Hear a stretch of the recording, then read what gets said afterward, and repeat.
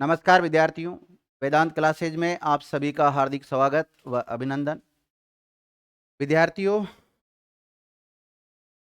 अगर Indian constitution की बात करें तो इसमें टोटल भाग कितने हैं? 22 भाग है। और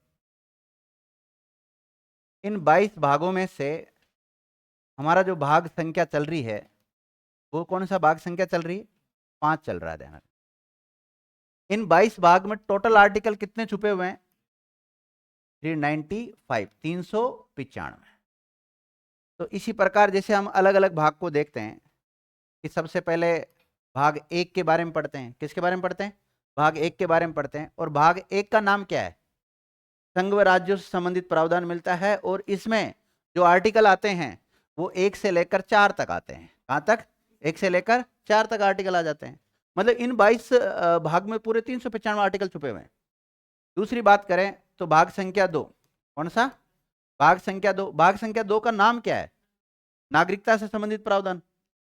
अब नागरिकता से संबंधित प्रावधान में जो आर्टिकल आते हैं वो 5 से लेकर 11 तक आते हैं। आते कि नहीं आते? फिर भाग 3 पढ़ते हैं हम, और भाग 3 का नाम है मौलिक अधिकार बोल दो, मूल अधिकार बोल दो, फंडामेंटल राइट्स बोल दो, जो भी बोलना चाहो बोल सकते हो आप। इसमें जो आर्टिकल आते हैं वो 12 से लेकर 35 तक आते हैं। फिर इसके बाद में भाग 4 पढ़ते हैं हम। क्या पढ़ते हैं? भाग 4, जिसमें क्या आता है? नीति निर्देशक तत्व। भाग 4 का नाम क्या मिलता है? नीति निर्देशक तत्व। और इसमें आर्टिकल आते हैं 36 से लेकर 51 तक आते हैं। फिर इसके बाद में पढ़ते हैं भाग 4A बोल दो, 4K बोल दो, बात एक ही है। और इसमें एक आर्टिकल आता है 51 का, या ए बोल सकते हो आप इसको, इंग्लिश वाले। और इसमें आपको पता है फिर इसके सब क्लोज चलते हैं। 51 का क्लोज 1, 2, 3, 4, 5, क्योंकि इसमें आते हैं फंडामेंटल ड्यूटीज, मूल कर्तव्य। क्या आते हैं? मूल कर्तव्य आते हैं। फिर इसके बाद में पढ़ते हैं हम भाग 5 के बारे में। किसके बारे में पढ़ते हैं? भाग 5 के बारे में पढ़ते हैं। और भाग 5 का नाम मिलता है संघ से संबंधित प्रावधान। संघ का मतलब यहाँ लिया गया है केंद्र से संबंधित, केंद्र सरकार वगैरह जो होती है ना, केंद्र की कार्यपालिका वगैरह, उसका उल्लेख मिलता है इसमें। इसमें जो आर्टिकल आते हैं 52 से स्टार्ट होते हैं। कहां से? 52 से स्टार्ट होते हैं और 151 तक। तो इसका मतलब विद्यार्थियों, या 51 तक में तो 5 भाग हो गए। कितने भाग हो गए? 5, गिनती के अनुसार 5। वैसे 4 क तक हुए हैं। 1 से लेकर अगर 51 आर्टिकल तक देखें हम तो 4 भाग तो प्रॉपर हो रहे हैं। 4 का एक और जो ले तो 5 भाग कर सकते हो आपके उसको काउंटिंग के हिसाब से। तो ये 5 भाग हो रहे हैं। और यहाँ 5वां भाग जो आया इधर सीरियल नंबर 5वां के देखें तो अकेले ने देखो कितने सारे आर्टिकल ले लिए, लगभग 100। कितने आर्टिकल आ गए? लगभग 100 आर्टिकल आ गए। तो इस भाग 5 में जो आर्टिकल आएंगे वो तो 52 से लेकर 151 तक आएंगे। लेकिन इसमें देखो किस किस बातों का प्रावधान किया गया है। एक तो इसमें राष्ट्रपति के बारे में पढ़ते हैं हम। भाग 5 में किस किस के बारे में पढ़ते हैं? राष्ट्रपति के बारे में पढ़ते हैं। राष्ट्रपति के साथ ही उपराष्ट्रपति के बारे में पढ़ते हैं। उप राष्ट्रपति के बारे में पढ़ते हैं।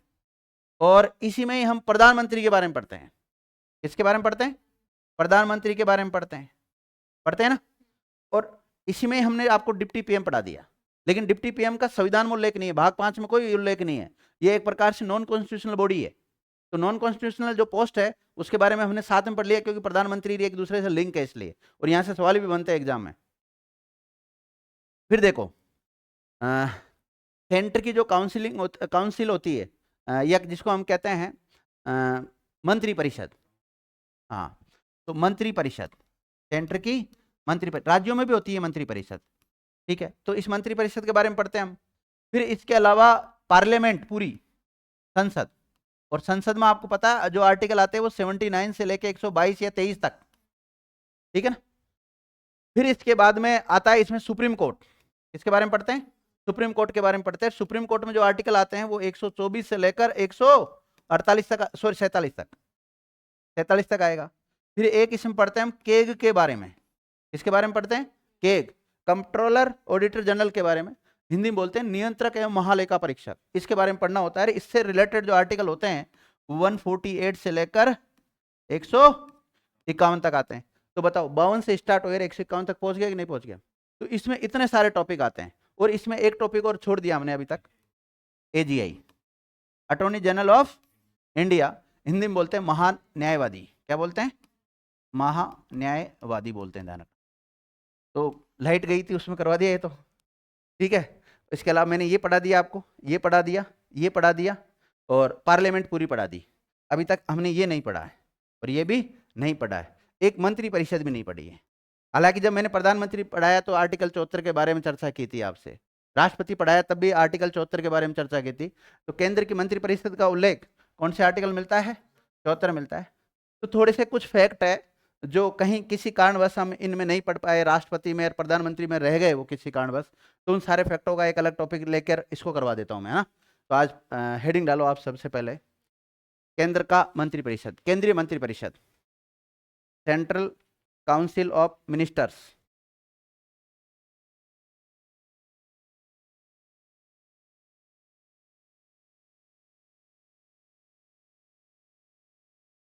केंद्रीय मंत्री परिषद किसके बारे में पढ़ेंगे विद्यार्थियों? केंद्रीय मंत्री परिषद के बारे में पढ़ेंगे। सेंट्रल काउंसिल ऑफ मिनिस्टर,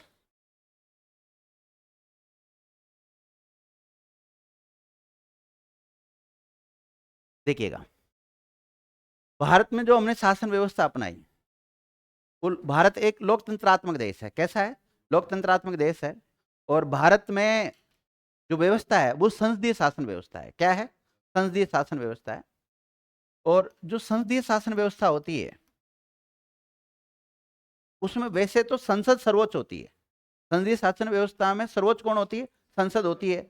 लेकिन ब्रिटेन से ग्रहण किया हमने संसदीय शासन का जो व्यवस्था है, वो कहां से ग्रहण की हमने?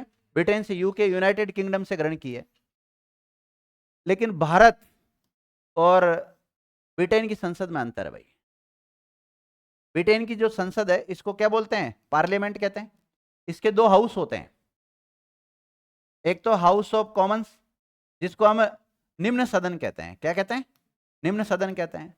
और हाउस ऑफ लॉर्ड्स होता है, इसको हम उच्च सदन कहते हैं।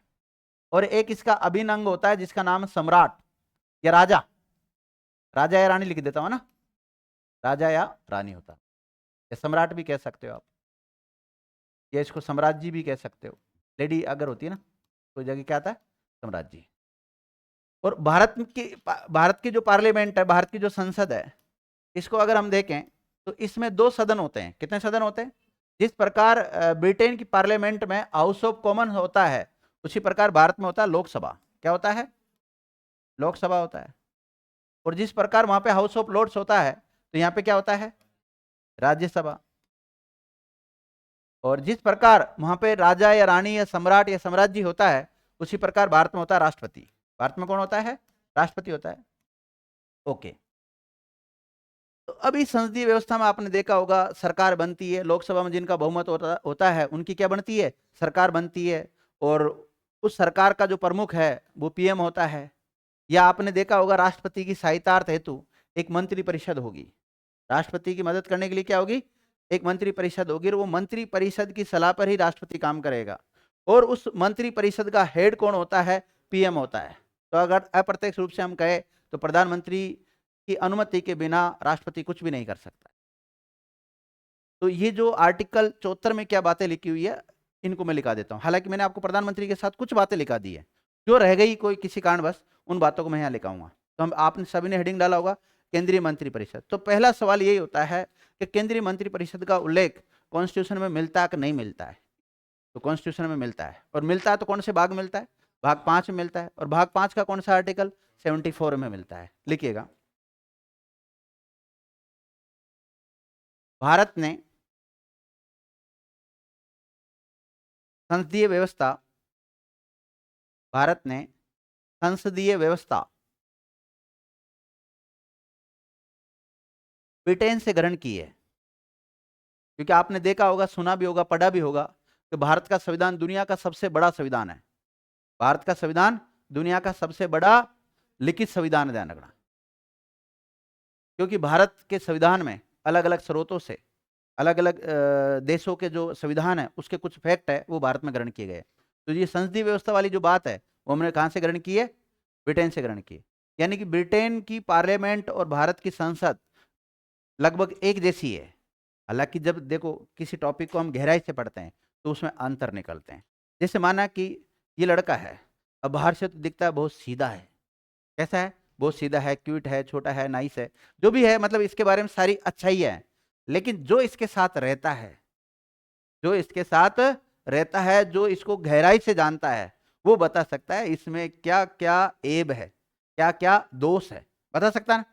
तो इसी प्रकार आप किसी भी टॉपिक को ऊपर ऊपर पढ़ोगे तो नॉर्मल लगता है, हाँ भाई सारी चीजें ठीक है। लेकिन किसी टॉपिक के बारे में जब गहराई से जाओगे ना, तो उसके आप तर्क और वितर्क दोनों दे सकते हो। उसकी अगर आप आलोचना भी करना चाहोगे तो उसके ऐसे पॉइंट निकाल सकते हो आप, जो उसके नेगेटिव पॉइंट्स होते हैं, उनको उनको निकाल कर आप उस चीज की आलोचना कर सकते हो। वो अपने ऊपर डिपेंड करता है, अपन उस टॉपिक को, उस सब्जेक्ट को किस नजरिए से देखते हैं।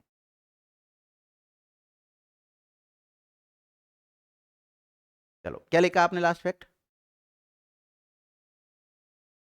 लिखो, हमारी राजनीतिक और प्रशासनिक व्यवस्था, हमारी राजनीतिक और प्रशासनिक व्यवस्था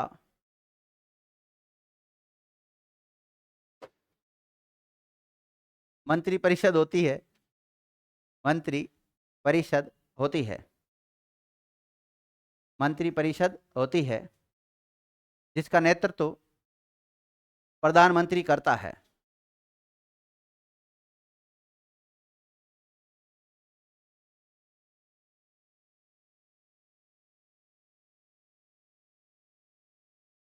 ठीक है, ये तो एक सामान्य जानकारी लिखी हमने।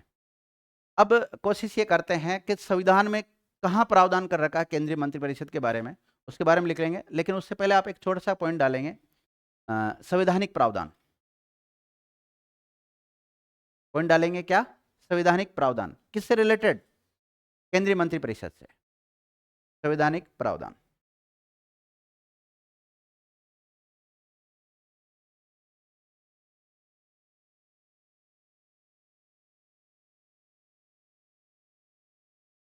संवैधानिक प्रावधान। तो संवैधानिक प्रावधान में आपको विद्यार्थियों केवल 2 आर्टिकल याद रखने हैं। कितने याद रखने हैं? एक तो रखना आर्टिकल 74 और एक आर्टिकल रखना है 75। अब 75 तो मैं आपको पढ़ा चुका हूं प्रधानमंत्री के साथ। पढ़ाया कि नहीं पढ़ाया? इसके सब क्लोज भी सारे आ जाएंगे। सब क्लोज में आ जाएगा, जैसे इसकी नियुक्ति कौन करता है, इनको हटाता कौन है, इनको शपथ कौन दिलाता है, ये सारी बातें किसमें? 75 में। लेकिन 74 क्या कहता है? 74 आर्टिकल 74 में लिखा हुआ है कि राष्ट्रपति की सहायता के लिए, किसकी? राष्ट्रपति की सहायता हेतु एक मंत्री परिषद होगी, एक मंत्री परिषद होगी। और इस मंत्री परिषद की सलाह से ही राष्ट्रपति क्या करेगा? काम करेगा विद्यार्थियों। और इस मंत्री परिषद का हेड कौन होता है? पीएम होता है। ये बात लिखी हुई किसमें? 74 में। और 75 में तो क्या लिखी हुई है? इन मंत्रियों की नियुक्ति कौन करता है? मंत्रियों को नियुक्त राष्ट्रपति करता है। लेकिन किसकी सिफारिश पर? प्रधानमंत्री की सिफारिश पर करता है। शपथ कौन दिलाता है इनको? राष्ट्रपति। हटाता भी कौन है? राष्ट्रपति। लेकिन किसके कहने पर? प्रधानमंत्री के कहने पर हटाता है। किसी मंत्री के हटने पर सरकार के ऊपर कोई प्रभाव पड़ता है? नहीं पड़ता है। लेकिन अगर प्रधानमंत्री भी एक मंत्री होता है, अगर वो हट जाता तो पूरी सरकार ही गिर जाती है। वो सारी बातें मैं पीएम के वाले चैप्टर में क्लियर करा चुका हूं। यहां पर शॉर्ट करने की कोशिश करूंगा। लिखो अनुच्छेद 74, सबसे पहले पॉइंट डालो अनुच्छेद 74। अनुच्छेद 74 मतलब अनुच्छेद 74 में क्या लिखा हुआ है? लिखो, इस अनुच्छेद में उल्लेखित है कि, इस अनुच्छेद में उल्लेखित है कि, तो नीचे मत हो। अनुच्छेद 74 में या इस अनुच्छेद में उल्लेखित है कि राष्ट्रपति को सलाह देने, राष्ट्रपति को सलाह देने ओब्लिक उसकी सहायता हेतु एक मंत्री परिषद होगी, एक मंत्री परिषद होगी। जिसका मुख्य, जिसका प्रमुख, जिसका हेड मतलब जिसका प्रमुख प्रधानमंत्री होता है। क्या प्रधानमंत्री होगा? नोट। राष्ट्रपति इस मंत्री परिषद की सलाह पर ही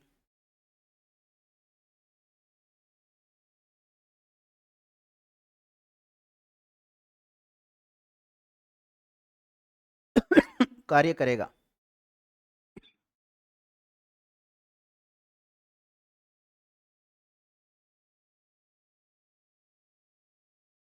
राष्ट्रपति किसकी सलाह पे काम करेगा? मंत्री परिषद की सलाह पर काम करेगा। देखिएगा विद्यार्थियों, ये जो मंत्री परिषद है, ये मंत्री परिषद जो कहेगी वो ही राष्ट्रपति को काम करना होगा। जैसे माना कि हमने किसी देश के साथ कोई समझौता किया। अब देश के साथ समझौता किया तो उस समझौते पे साइन तो किसके होंगे? राष्ट्रपति के। लेकिन उस समझौते को वास्तव में करने वाला कौन है? मंत्री परिषद। कौन है? मंत्री परिषद। और मंत्री परिषद का हेड कौन है? पीएम। तो अगर एक व्यक्ति के हाथ में सब कुछ है विद्यार्थी, और पीएम इस मंत्री परिषद में जो मंत्रियों की नियुक्ति करता है वो अपने आदमियों की तो करता है, तो ये सारे मंत्री क्या पीएम के खिलाफ जा सकते हैं? क्या नहीं जा सकते? ठीक है। अब ये हमारे संविधान में प्रावधान कर रखा है, और आपको पता है हमारा संविधान कब बना था? 26 नवंबर 1949 को बना, और लागू कब हो गया था? 26 जनवरी 1950 को लागू हो गया था। ये सारी बातें इस समय थी हमारे संविधान में। अब कभी कभी क्या होता है, राष्ट्रपति को जो शक्तियां दे रखी है कि मंत्री परिषद इसकी सलाह देगा, ये सलाह को मानेगा, लेकिन कभी कभी नहीं मानता था, कभी कभी नहीं मानता। पता है ना, व्यक्ति का अंदर जमीर जिंदा है। कई बार कुछ राष्ट्रपति ऐसा है जिनका जमीर जिंदा था, तो उन्होंने प्रधानमंत्री का कहना नहीं माना, मतलब इस मंत्री परिषद का कहना नहीं माना। तो उस समय शुरुआत में कांग्रेस की गवर्नमेंट हुआ करती थी। जवाहरलाल नेहरू कौन सी पार्टी से रिलेटेड थे? कांग्रेस से थे। फिर उसके बाद में कौन बने थे भारत के प्रधानमंत्री? लाल बहादुर शास्त्री। गुलजारीलाल नंदा वो तो अस्थायी थे सारे। लाल बहादुर शास्त्री बने। लाल बहादुर शास्त्री भी कांग्रेसी थे। फिर उसके बाद में इंदिरा गांधी बनी। इंदिरा गांधी भी कांग्रेसी। पहली बार मोरारजी देसाई की सरकार के समय गैर कांग्रेस सरकार बनती है, लेकिन इंदिरा गांधी की सरकार के समय विद्यार्थियों एक अमेंडमेंट हुआ इंडियन कॉन्स्टिट्यूशन में, और वो हुआ 42वां संविधान संशोधन। कौन सा? 42वां संविधान संशोधन 1976। इंडियन कॉन्स्टिट्यूशन में अमेंडमेंट किया गया, और इसमें यह कहा गया कि मंत्री परिषद यानी कि पीएम अर्थात इंदिरा गांधी, समझने की कोशिश करो आप, मंत्री परिषद अर्थात पीएम अर्थात इंदिरा गांधी ने जो बात बोल दी वो राष्ट्रपति को करनी पड़ेगी। मतलब सामान्य भाषा में समझाऊं तो 42वां संविधान संशोधन 1976 में एक प्रावधान किया गया कि मंत्री परिषद ने जो सलाह राष्ट्रपति को दी है, राष्ट्रपति उस सलाह को मानने के लिए बाध्य होगा। तो सलाह को बाध्य बना दिया विद्यार्थियों, किसमें? 42वां संविधान संशोधन। लेकिन 1977 में 77 में मोरारजी देसाई की सरकार बनती है। किसकी बनती है? मोरारजी देसाई की, जो गैर कांग्रेसी होते हैं और जनता दल से होते हैं। तो उनके समय फिर वापस संविधान में अमेंडमेंट किया गया, और वो किया गया विद्यार्थियों 44वां संविधान संशोधन। कौन सा किया गया? 44वां संविधान संशोधन 1978, जो 79 में लागू होगा फिर। तो 44वां संविधान संशोधन में कहा कि भाई इस मंत्री परिषद ने राष्ट्रपति को अगर कोई सलाह दी है तो राष्ट्रपति इस सलाह को एक बार पुनर्विचार के लिए लौटा सकता है। क्या कर सकता है? एक बार पुनर्विचार हेतु लौटा सकता है, और वापस मंत्री परिषद ने अगर वही सलाह दे दी या संशोधन करके सलाह दी है तो राष्ट्रपति फिर उस पर अनुमति देने के लिए, स्वीकृति देने के लिए क्या होगा? बाध्य होगा, या मानने के लिए बाध्य होगा। तो इसमें एक बार पुनर्विचार की बात की गई। तो हम ये कह सकते हैं कि मंत्री परिषद की बाध्यता को लेकर 2 बार संविधान में संशोधन हुए, 42वां और 44वां संविधान संशोधन इंदिरा गांधी की सरकार के समय और मोरारजी देसाई की सरकार के समय। जो इंदिरा गांधी ने थोड़ा कठोर नियम बनाया था, उसको थोड़ा लचीला किसने बना दिया? मोरारजी देसाई ने बनाया। और आपको पता है एक सरकार अगर कोई नियम बनाती है और विपक्ष दूसरे दल की अगर कोई सरकार बनती है तो उसमें चेंज करती है हमेशा। ये हमेशा का सिस्टम रहा है, आगे भी ऐसा चलता रहेगा, तो आप नोट डालें। 42वां संविधान संशोधन, 42वां संविधान संशोधन 1976 तथा 44वां संविधान संशोधन 1978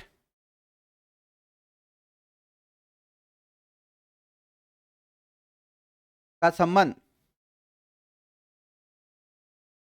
मंत्रिपरिषद से है। का संबंध किससे है?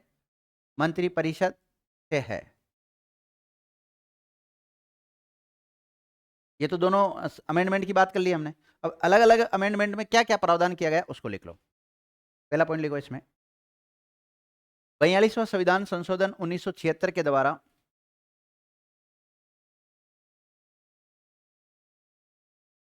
42वां संविधान संशोधन 1976 के द्वारा यह प्रावधान किया गया कि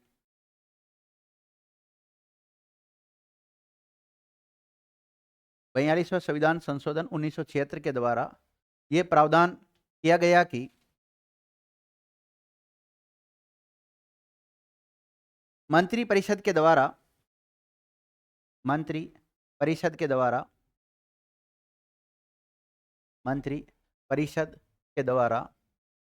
राष्ट्रपति को जो भी सलाह दी जाती है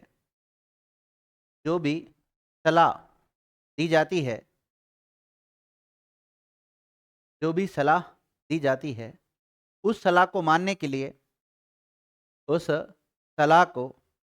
के लिए राष्ट्रपति बाध्य होगा। राष्ट्रपति क्या होगा? बाध्य होगा।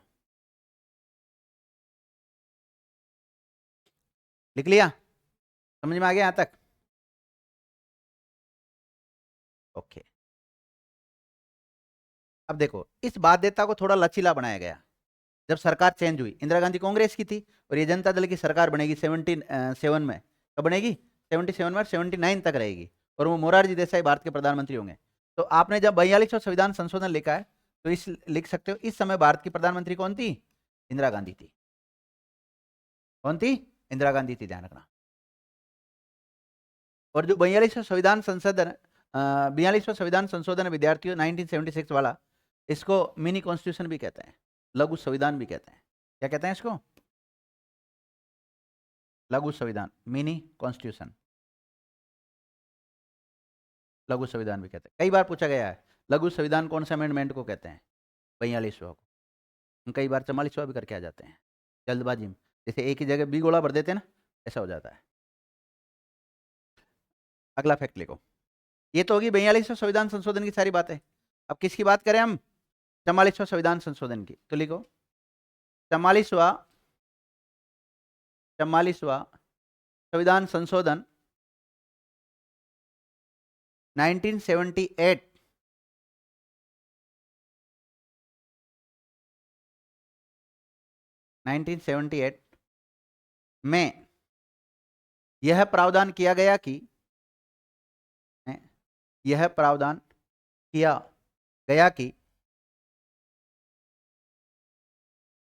मंत्री परिषद के द्वारा दी गई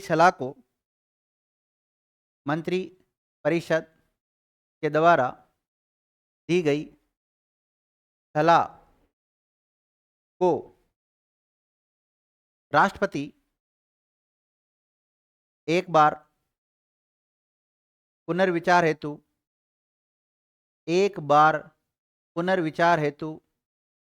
लौटा सकता है। एक बार पुनर्विचार हेतु लौटा सकता है।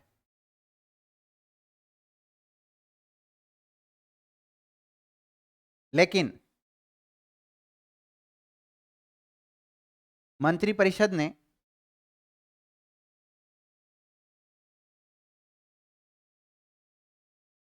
पुनर्विचार करके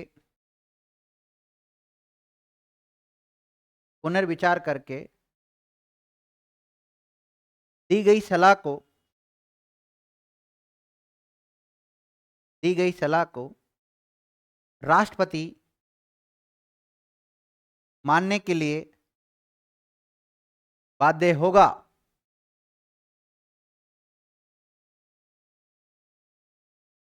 समझ गए इस बात को?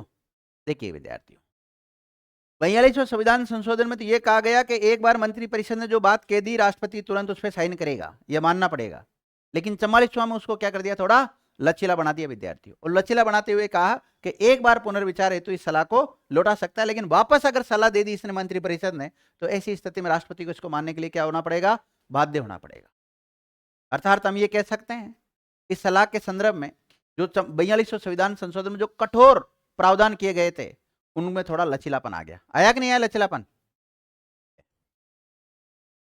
अब देखो, इस मंत्रिपरिषद का काम क्या है, किसको सलाह देना है, राष्ट्रपति को सलाह देना है।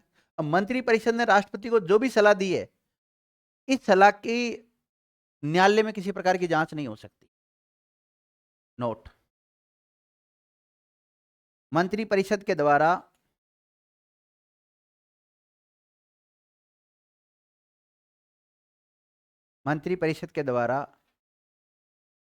राष्ट्रपति को दी गई सलाह, मंत्रिपरिषद किसको सलाह देती है, राष्ट्रपति को। मंत्रिपरिषद के द्वारा राष्ट्रपति को दी गई सलाह को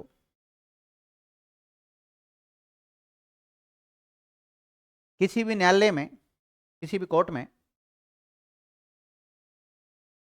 चुनौती नहीं दी जा सकती, किसी भी न्यायालय में चुनौती नहीं दी जा सकती, किसी भी न्यायालय में चुनौती नहीं दी जा सकती। अर्थात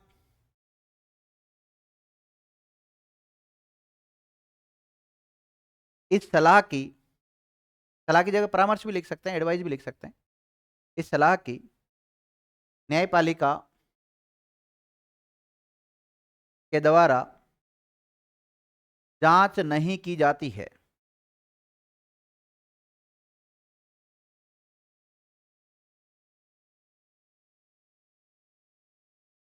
देख लिया?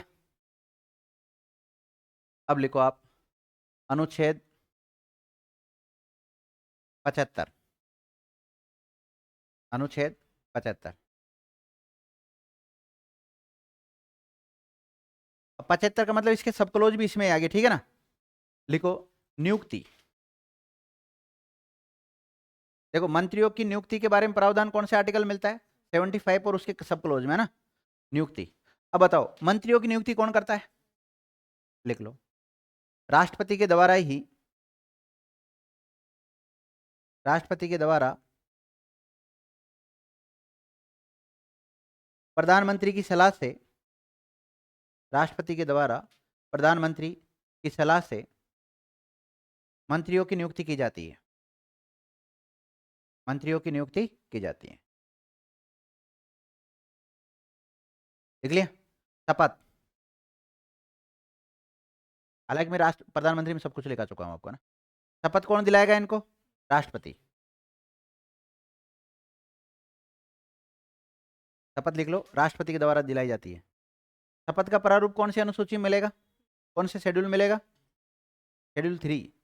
हाँ लिखो, इनकी शपथ का उल्लेख अनुसूची 3 में भी मिलता है।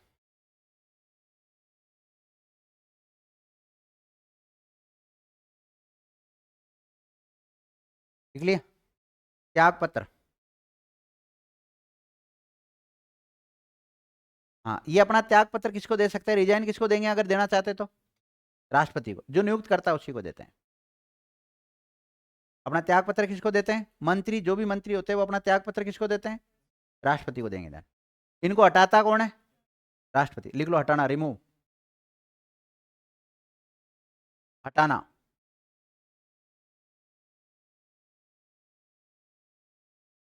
हटाता भी कौन है, राष्ट्रपति। वेतन भत्ते,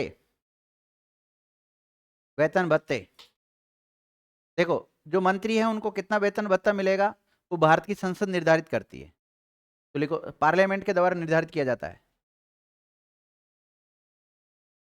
संसद के द्वारा निर्धारित किया जाता है, जो कि भारत की संचित निधि या समेकित निधि पर भारित होता है।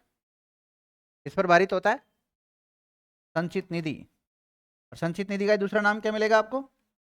समेकित निधि पर भारित होता है। संचित निधि ऑब्लिक समेकित निधि पर भारित होता है। और तो क्या बचा है इसके बारे में? नियुक्ति होगी, शपथ हो गया, कार्यकाल। देखो कार्यकाल, हाँ भाई, एक मंत्री का कार्यकाल कितना होता है? मतलब एक मंत्री कब तक बना रहेगा? जब तक प्रधानमंत्री चाहेगा तब तक। तो कार्यकाल निश्चित नहीं है इनका, कार्यकाल निश्चित नहीं है।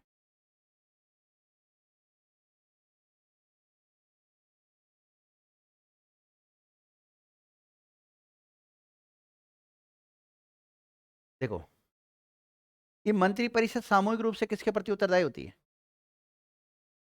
लोकसभा के प्रति। और व्यक्तिगत रूप से राष्ट्रपति के प्रति उत्तरदायी होती है। ये बातें मैं प्रधानमंत्री में लिखा चुका हूं, मैं लिखाने कोई औचित्य नहीं है। एक पॉइंट अलग बच गया विद्यार्थियों, आपने दो शब्दावली सुनी होगी। एक तो मंत्रिमंडल नाम सुना होगा आपने, क्या सुना होगा? मंत्रिमंडल। और एक नाम सुना होगा मंत्री परिषद, क्या सुना है?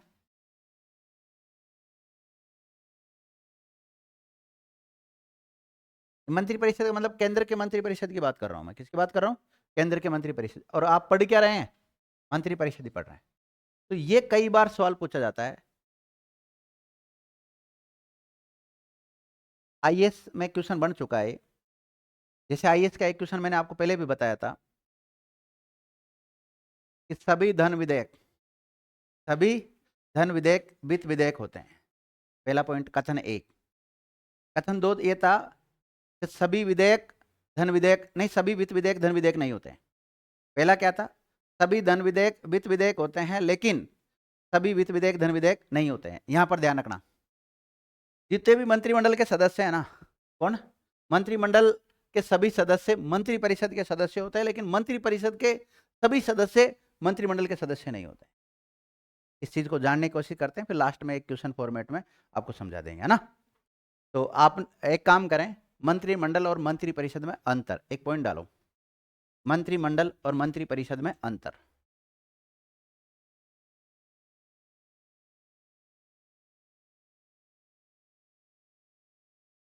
मंत्री परिषद और मंत्रिमंडल में अंतर।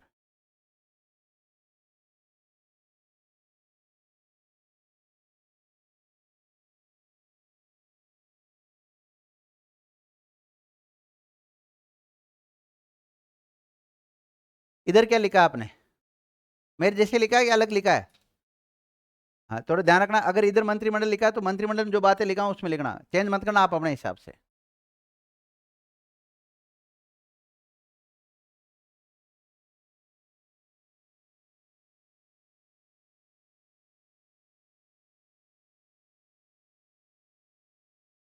बताओ, मंत्रिमंडल और मंत्री परिषद में आकार किसका बड़ा होता है? मंत्री परिषद का, मंत्रिमंडल का नहीं होता। तो विद्यार्थियों, अगर आकार की बात करें हम, तो मंत्रिमंडल आकार में छोटी होती है और मंत्री परिषद बड़ी होती है। मैंने आपको एक बात बोली थी कि मंत्रिमंडल के सभी सदस्य मंत्री परिषद के सदस्य होते हैं, लेकिन मंत्री परिषद के सभी सदस्य मंत्रिमंडल के सदस्य नहीं होते हैं। लिखो आप इसमें, यह आकार में छोटी होती है। यह आकार में कैसी होती है? छोटी होती है। यह आकार में छोटी होती है। इसमें सामान्यतः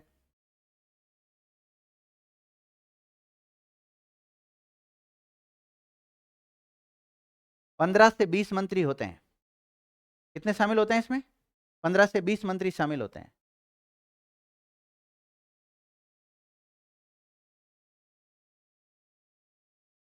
लिख लिया? इसमें क्या लिखोगे? अरे मंत्री परिषद में क्या लिखोगे? लिखो, यह आकार में बड़ी होती है जिसमें सामान्यतः 60 से 70, 80 तक तो बना सकते हैं हम, है ना। 60 से 70 मंत्री शामिल होते हैं।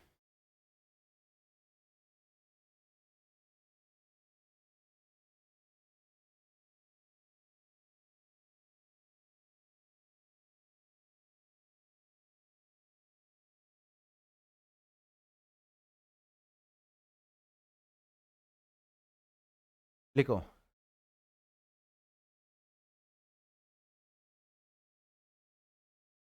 इस वाले में, इधर वाले में, मंत्री परिषद वाले में। देखो विद्यार्थियों, इसमें 3 प्रकार के मंत्री शामिल होते हैं। कितने प्रकार के? 3 प्रकार के मंत्री शामिल होते हैं। आपने सुना होगा, कुछ कैबिनेट मिनिस्टर होते हैं जिनको एक तो कैबिनेट मिनिस्टर होते हैं, कैबिनेट मंत्री, और एक राज्य मंत्री होते हैं। कैसे होते हैं? राज्य मंत्री। और राज्य मंत्री भी 2 प्रकार के होते हैं, स्वतंत्र प्रभार वाले और बिना स्वतंत्र प्रभार वाले। और एक होते हैं उप मंत्री। क्या होते हैं? उप मंत्री होते हैं। लिखिएगा, मंत्री परिषद वाले में लिखना, इसमें मंत्रियों की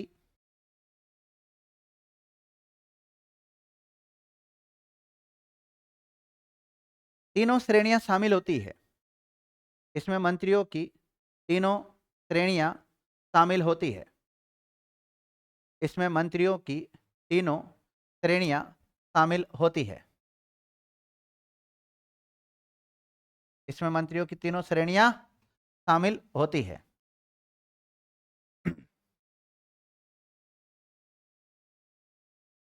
पहला, कैबिनेट मंत्री। कौन से मंत्री? कैबिनेट मंत्री। दूसरा, राज्य मंत्री। और तीसरा, उप मंत्री। 3 जो श्रेणी है ना, वो 3 श्रेणी ये है। कौन कौन से 3 मंत्री होते हैं विद्यार्थियों?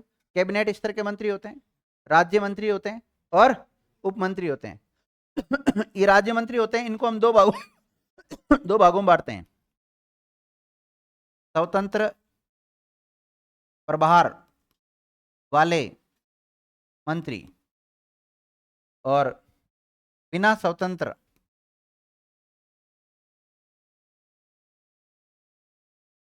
प्रभार वाले मंत्री। एक तो स्वतंत्र प्रभार वाले होते हैं और एक बिना स्वतंत्र प्रभार वाले होते हैं, ध्यान रखना। समझ गए? तो इसमें 3 टाइप के मंत्री शामिल होते हैं। किसमें? मंत्री परिषद में। अब इधर क्या लिखेंगे भाई? इसमें केवल कैबिनेट मंत्री शामिल होते हैं। इसमें कौन होते हैं? लिखो, इसमें केवल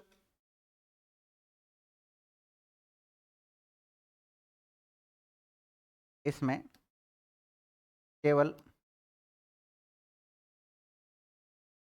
कैबिनेट मंत्री शामिल होते हैं। मंत्रिमंडल में कौन होते हैं विद्यार्थियों? इसमें केवल कैबिनेट मंत्री शामिल होते हैं। और इसमें कौन शामिल होते हैं? तीनों प्रकार के मंत्री शामिल होते हैं। 3 प्रकार के मंत्री से बोले तो कैबिनेट मंत्री, राज्य मंत्री और उप मंत्री। राज्य मंत्रियों को कितने भागों में बांट रखा है? 2 भागों में बांट रखा है। 2 कौन कौन से? स्वतंत्र प्रभार वाले मंत्री होते हैं और बिना स्वतंत्र प्रभार वाले मंत्री होते हैं। आकार किसका ज्यादा होता है? मंत्रिपरिषद का आकार बड़ा होता है। छोटा किसका होता है? मंत्रिमंडल का। लेकिन अगर हम बात करें विद्यार्थियों शक्ति की, किसकी बात करें? शक्ति। तो शक्ति मंत्रिमंडल के पास ज्यादा होती है कि मंत्री परिषद के पास ज्यादा होती है? हैं? मंत्रिमंडल के पास, क्योंकि मेन मेन मंत्री तो इसमें आ जाते हैं। जो कैबिनेट स्तर के जो भी मिनिस्टर है वो तो इधर आगे सारे। तो इनका आकार कम छोटा होता है, लेकिन शक्तियां इनके पास अधिक होती है। तो लिखो इसमें, मंत्रिमंडल वाले में आ जाओ।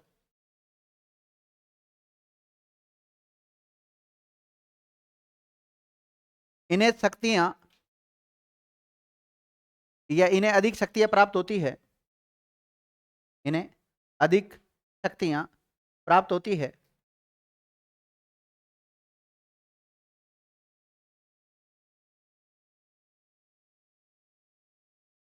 लिखो, इन्हें शक्तियां कम प्राप्त होती है। इन्हें शक्तियां कम प्राप्त होती।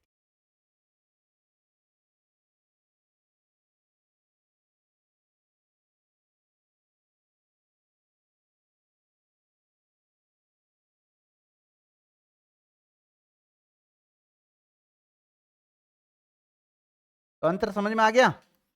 क्या क्या अंतर लिखा बोलो?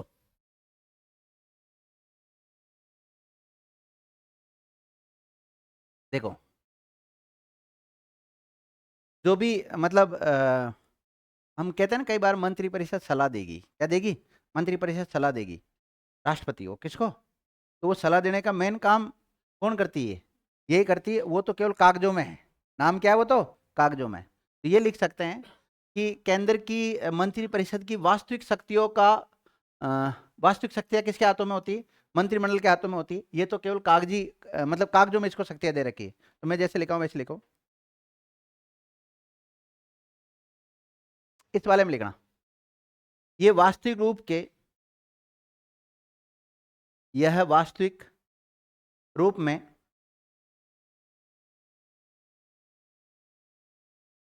ये वास्तविक रूप में मंत्री परिषद की, वास्तविक रूप में मंत्री परिषद की शक्तियों का प्रयोग करती है, मंत्रिपरिषद की शक्तियों का प्रयोग करती है तथा मंत्रिपरिषद के कार्य करती है, मंत्रिपरिषद के कार्यों को करती है। मतलब मंत्रिपरिषद का मेन कार्य कौन करते हैं? ये जो मंत्रिमंडल है ना, ये इनके द्वारा किया जाता है। अब देखो, तो सर इसके पास तो तीनों टाइप के मंत्री आते हैं, तो तीनों टाइप के आते हैं, तो उनमें से मेन मेन मंत्री तो इधर निकाल दिया हमने। तो इसको जो शक्तियां प्राप्त है ना, वो केवल कागजों में, इसमें कागजों में शक्तियां प्राप्त है। तो ऐसे लिखो, इसके बारे में देखो, इसे सभी शक्तियां केवल कागजों में प्राप्त है। कैसी शक्तियां प्राप्त है इसको? कागजी शक्तियां प्राप्त है।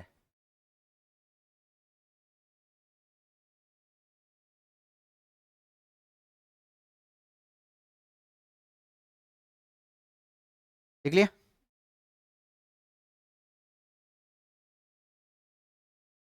मंत्रिपरिषद में लिखो,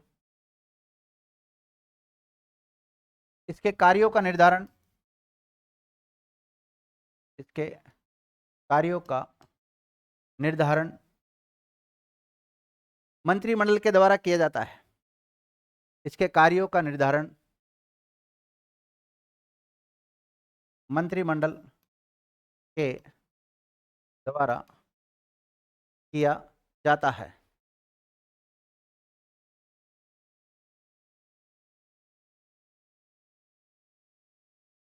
लिख लिया? मंत्रिमंडल में आ जाओ। ये मंत्रिपरिषद के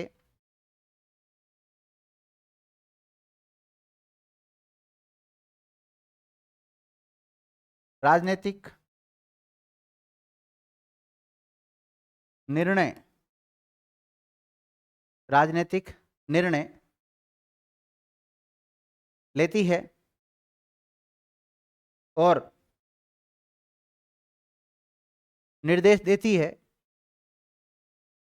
राजनीतिक निर्णय लेती है और निर्देश देती है, जो सभी मंत्रियों को मानना पड़ता है।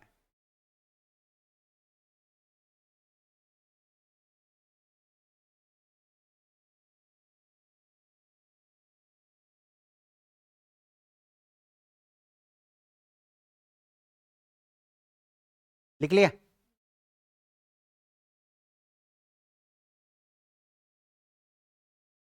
मंत्रिपरिषद सामूहिक रूप से किसके प्रति उत्तरदायी होती है?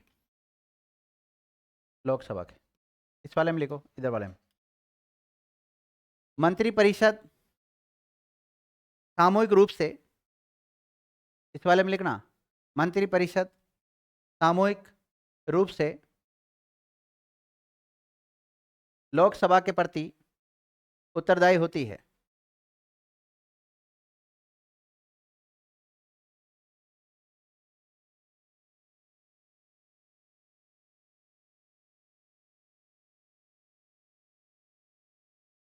तो विद्यार्थियों, जो मंत्रिपरिषद है, इसको केवल कागजों में शक्तियां प्राप्त है। तो इस सामूहिक रूप से उत्तरदायी मंत्रिपरिषद के किसके प्रति उत्तरदायी होती है? लोकसभा के प्रति उत्तरदायी होती है। लेकिन लोकसभा के प्रति सामूहिक रूप से उत्तरदायी होगी, इस बात को लागू करने का काम कौन करती है? मंत्रिमंडल करती है, ध्यान रखना। तो मंत्रिमंडल वाले पार्ट में आ जाओ। यह मंत्रिपरिषद की सामूहिक उत्तरदायित्व वाली बात को, ये मंत्रिपरिषद की लोकसभा के प्रति सामूहिक जिम्मेदारी को लागू करती है।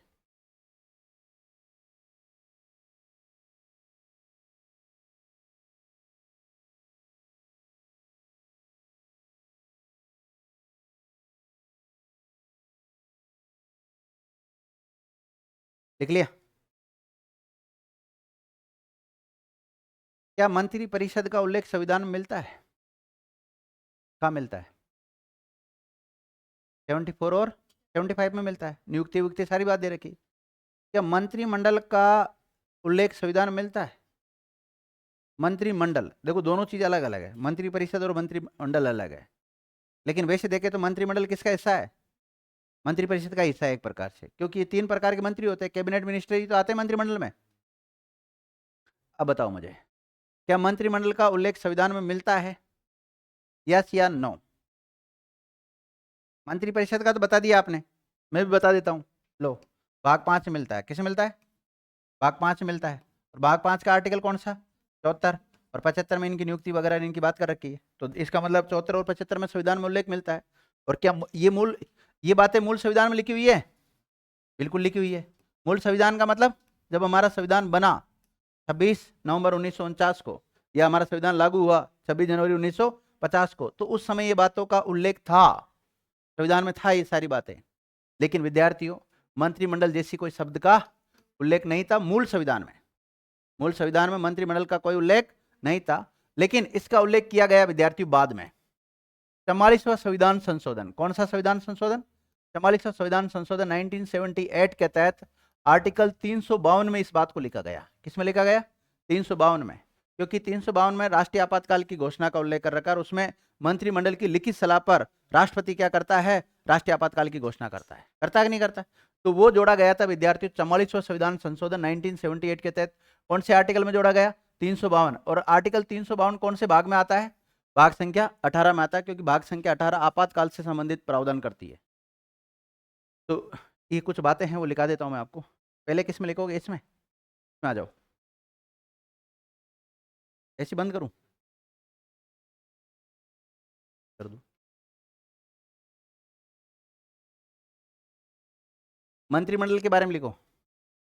लिखो, मंत्रिमंडल का उल्लेख, मंत्रिमंडल वाले पार्ट में लिखना, मंत्रिमंडल का उल्लेख मूल संविधान में नहीं था। मूल संविधान में नहीं था। इसमें नहीं था। मूल संविधान बोले तो जब 26 जनवरी 1950 को, 49 को जब हमारा संविधान बना, तो उसमें ये प्रावधान नहीं था। मूल संविधान, वापस बोलना जमा नहीं, मंत्रिमंडल का उल्लेख मूल संविधान में नहीं था। इसे 44वां संविधान संशोधन, 44वां संविधान संशोधन 1978 के द्वारा, 1978 के द्वारा मोरारजी देसाई की सरकार के समय, मोरारजी देसाई की सरकार के समय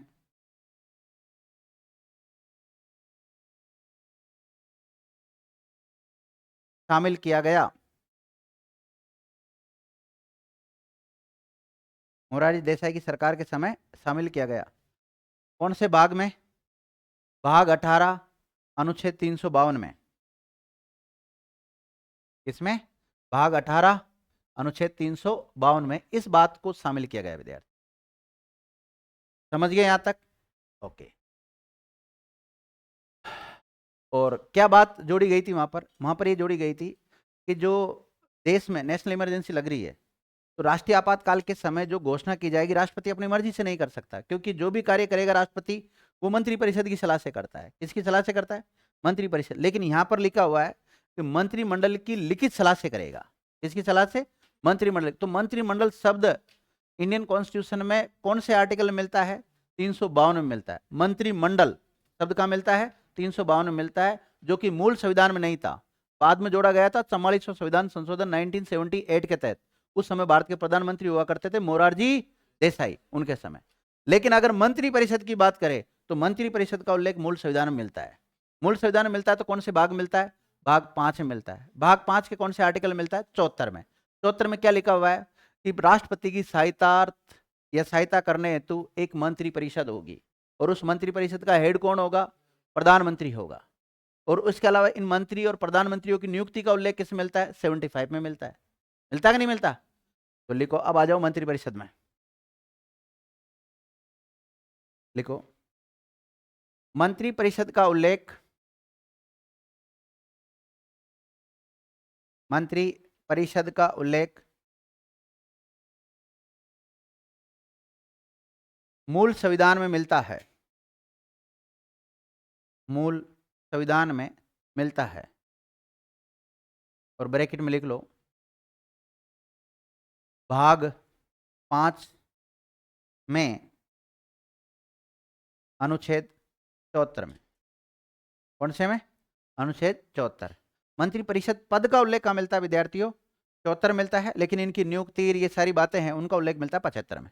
तो एक और लिख सकते हो 75 भी, 74 75। लेकिन एक ही आर्टिकल आ जाए, दोनों आ जाए, तो मंत्री परिषद का उल्लेख किस मिलता है? 74 में, 75 में। तो एक ही बताना आपको 74। लेकिन वैसे देखे प्रावधान तो कर ही रखे इनसे रिलेटेड भी वहां पर।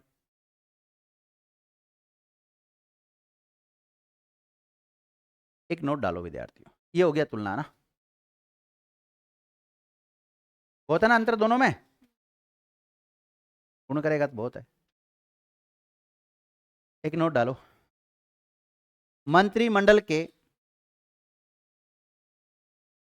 सभी सदस्य, मंत्रिमंडल के सभी सदस्य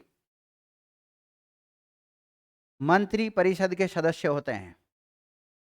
मंत्रिमंडल के सभी सदस्य मंत्री परिषद के सदस्य होते हैं, लेकिन मंत्री परिषद के सभी सदस्य, आपने क्या लिखा है कि मंत्रिमंडल के सभी सदस्य मंत्री परिषद के सदस्य होते हैं, लेकिन मंत्री परिषद के सभी सदस्य मंत्रिमंडल के सभी, सॉरी गलत हो गया, वापस बोलना है, वापस बोलता हूं। देखो, मंत्रिमंडल के सभी सदस्य मंत्री परिषद के सदस्य होते हैं, लेकिन मंत्री परिषद के सभी सदस्य मंत्रिमंडल के सदस्य नहीं होते हैं। क्या ये बात सही है? सही है ना?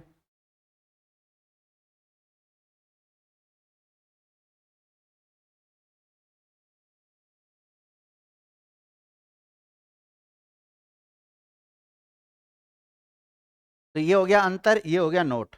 एक पॉइंट डालो, मंत्रिमंडल की भूमिका, मतलब मंत्रिमंडल की भूमिका क्या है?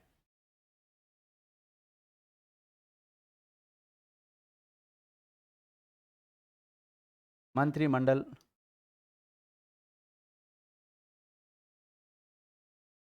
की भूमिका, इसकी भूमिका विद्यार्थियों, मंत्रिमंडल की भूमिका, क्या भूमिका होती है मंत्रिमंडल? कोई भी बता सकते हैं, 2 लाइन सुना दो। क्या हुआ बहन जी, तबीयत खराब है? जाओ तो रेस्ट करो, और किसी को तीमारदार के रूप में ले जाओ तो ले जाओ साथ में।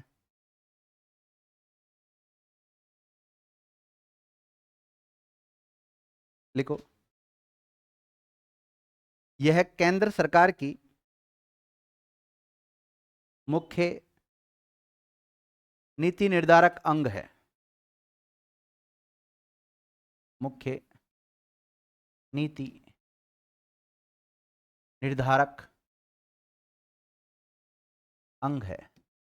देखो विद्यार्थियों, केंद्र में आपको पता है नीतियों का निर्धारण करने में, बताओ मंत्रिमंडल का अहम रोल रहता है कि नहीं रहता है? लिखो, ये केंद्र सरकार की उच्च कार्यकारिणी होती है। ये केंद्र सरकार की उच्च कार्यकारिणी होती है।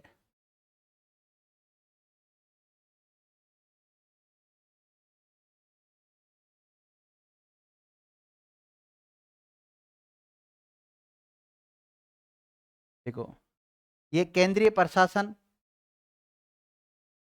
की मुख्य समन्वयक है।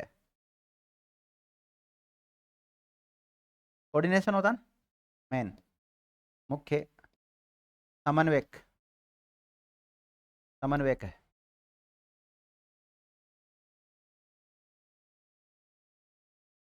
लिखो, ये हमारी राजनीतिक प्रशासन व्यवस्था में, ये हमारी राजनीतिक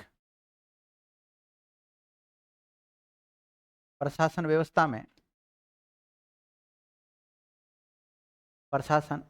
में उच्च निर्णय वाली या उच्चतम निर्णय वाली संस्था है।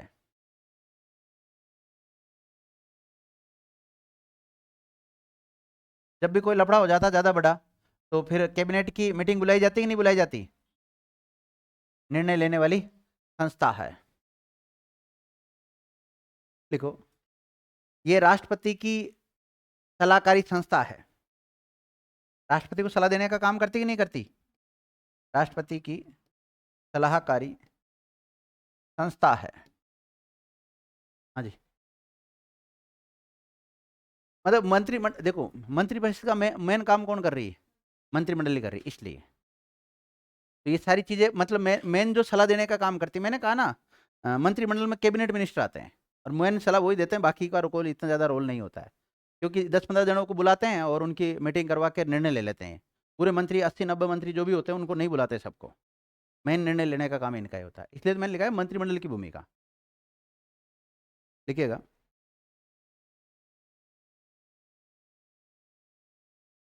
ये विदेशी नीतियों को भी देखती है। विदेशी मामलों को लिख लो अब तो, ये विदेशी मामलों को भी देखती है।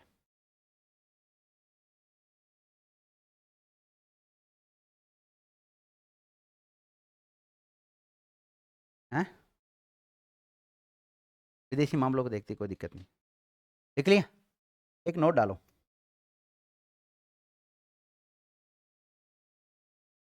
नोट,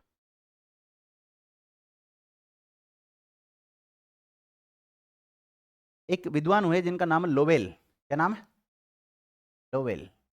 ये लोवेल इसके बारे में क्या बोलते हैं, इनके अनुसार लिखो। लोवेल के अनुसार इन्होंने कहा कि मंत्रिमंडल, कैबिनेट भी कह सकते हैं इसको ना,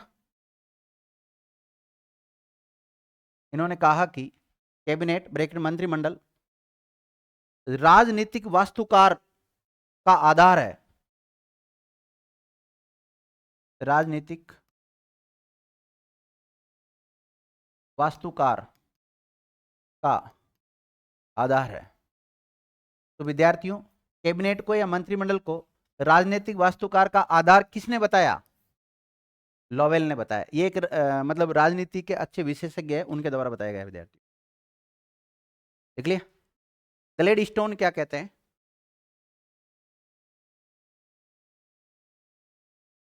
अगला पॉइंट लिखो, ग्लेडस्टोन का कथन है। ग्लेडस्टोन देखो, इन्होंने कहा कि कैबिनेट एक सूर्य के समान है।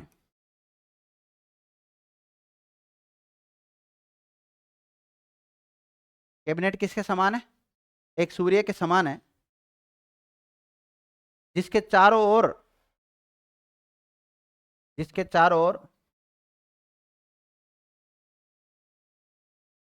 अदर बॉडी, अन्य निकाय, जिसके चारों ओर अन्य निकाय परिभ्रमण करते हैं। परिभ्रमण करते हैं। तो विद्यार्थियों, ग्लेडस्टोन कैबिनेट को सूर्य की भांति बताते हैं। क्या बताते हैं?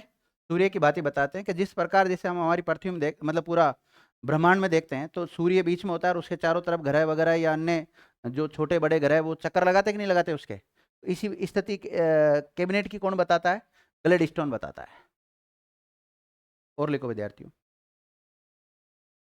पार्कर, एक विद्वान हुए जिनका नाम क्या है? पार्कर। ये भी अच्छे राजनीतिज्ञ रहे हैं। पार्कर के अनुसार देखो, कैबिनेट नीतियों का चुंबक है।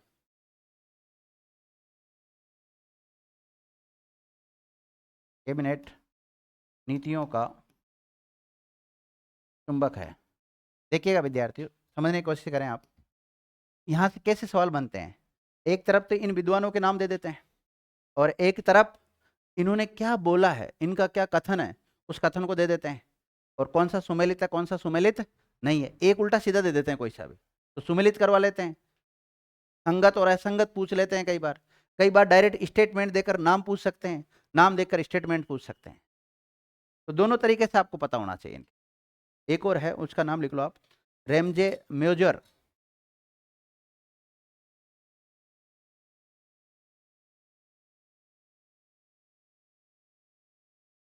रेमजे म्योजर के अनुसार ये क्या कहते हैं, इनके अनुसार लिखोगा। देखो, इन्होंने बताया कि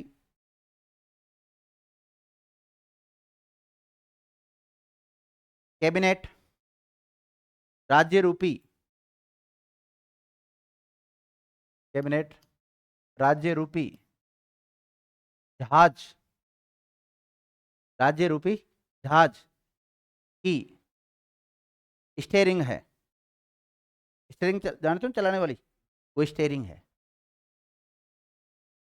स्टेयरिंग है। तो कैबिनेट को स्टेयरिंग जहाज की स्टेयरिंग किसने बताया? रेमजे मेजोर ने बताया था। आपको पता, मैंने प्रधानमंत्री जब पढ़ाया था तब भी काफी स्टेटमेंट लिखाए थे, और उनमें एक लिखाया था कि प्रधानमंत्री को जहाज का क्या कहा गया? मल्ला, जहाज को चलाने वाला। तो जहाज को चलाने वाला तो कौन है बताओ? जहाज को चलाने वाला कौन है? प्रधानमंत्री। और जो स्टेयरिंग है वो कौन है? मंत्रिमंडल। तो ऐसी संज्ञाएं दी विद्यार्थियों ने, विद्वानों ने दी, अलग अलग विद्वानों ने अलग अलग बात बोली है।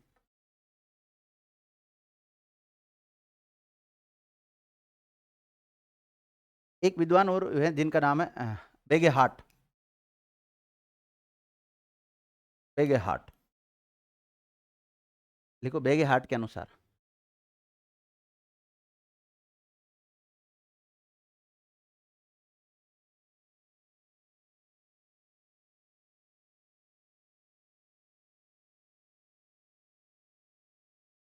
देखो, कार्यपालिका और विधायिका का नाम सुना होगा आप लोगों ने। तो दो डिपार्टमेंट है, एक का नाम है कार्यपालक विभाग और दूसरे का नाम क्या है? विधायक विभाग। इन्होंने कहा कि कैबिनेट की वो स्थिति है, जो स्थिति यहाँ पे किसकी है? ये चिन्ह कौन सा है? हाइपन साइन है कि नहीं? योजक चिन्ह है कि नहीं? तो कैबिनेट को वेगे हार्ट ने क्या बताया? हाइपन साइन बताया विद्यार्थियों। क्या बताया?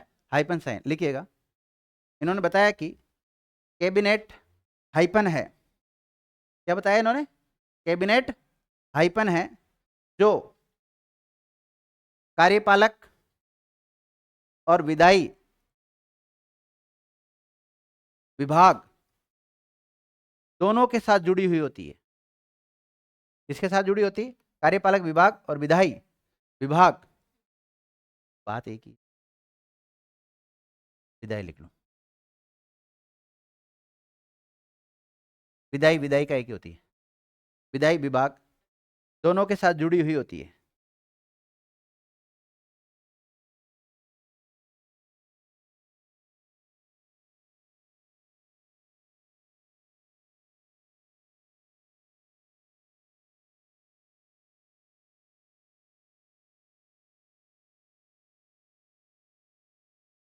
एल एस एमरी क्या कहते हैं, उनका लिख लो स्टेटमेंट।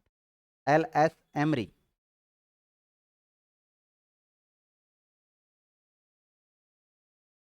किसके अनुसार? एल एस एमरी के अनुसार।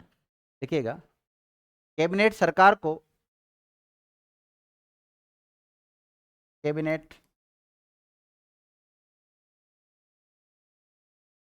सरकार को निर्देशित करने वाली या निर्देशित करने वाला, कैबिनेट सरकार को निर्देशित करने वाला उपकरण है। क्या विद्यार्थियों? कैबिनेट सरकार को निर्देशित करने वाला उपकरण है। तो कैबिनेट को सरकार को निर्देशित करने वाला उपकरण किसने बताया? एलेक्स एमरी ने बताया विद्यार्थियों। एक सर आइवर जेनिंग का कथन नहीं लिखा है? लिखा दिया क्या? नहीं लिखाया? तो सर आइवर जेनिंग्स क्या कहते हैं, इनका भी लिख लो आप स्टेटमेंट।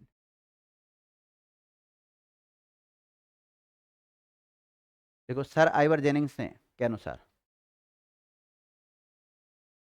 देखिएगा, कैबिनेट ब्रिटिश संवैधानिक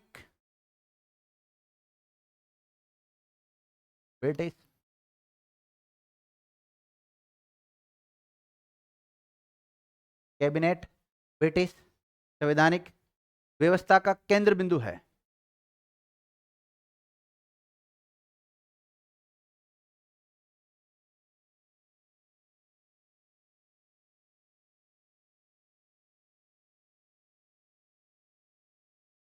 तो विद्यार्थियों, कैबिनेट को ब्रिटिश संवैधानिक व्यवस्था का केंद्र बिंदु किसने बताया?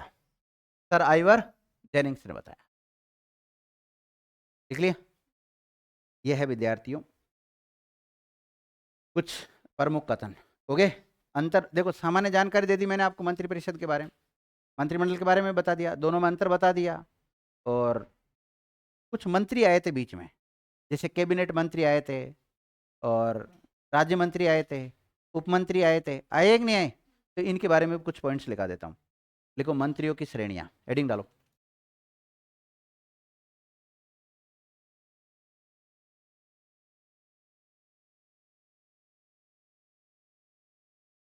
मंत्रियों की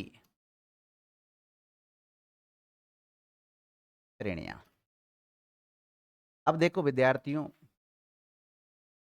मुझे पता है आप में से जितने भी बच्चे यहाँ बैठे हैं उसमें आज की क्लास, जैसे माना कि आप जीवन में पहली बार इस टॉपिक को पढ़ रहे हैं, तो 10% या 40% बच्चे ऐसे होंगे जिनका एक कंसेप्ट क्लियर है, बाकी 60% बच्चे ऐसे हैं जो आज भी मतलब गोल गोल घूम रहे हो। गोल गोल घूमने से तात्पर्य बताता हूँ आपको। जैसे मैंने कहा वित्त मंत्री, क्या कहा? नहीं, वित्त मंत्री नहीं पढ़ाऊंगा, पहले देख थोड़ा सा मैं इसको वापस करता हूँ। इस 3 श्रेणियां तो आपको अच्छी तरह पता है। 3 श्रेणियां कौन कौन सी होती है मंत्रियों की? बोलो फटाफट बोलो। अभी देखना, हो सकता है पूरे घूम रहे हो आप, मैं गलतफहमी का शिकार भी हो सकता हूँ।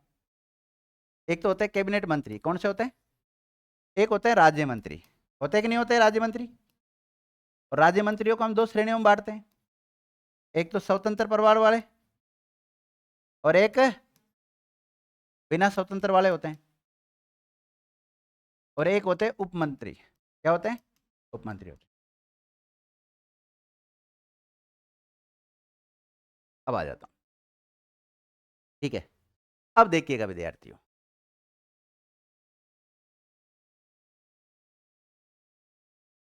मैंने कहा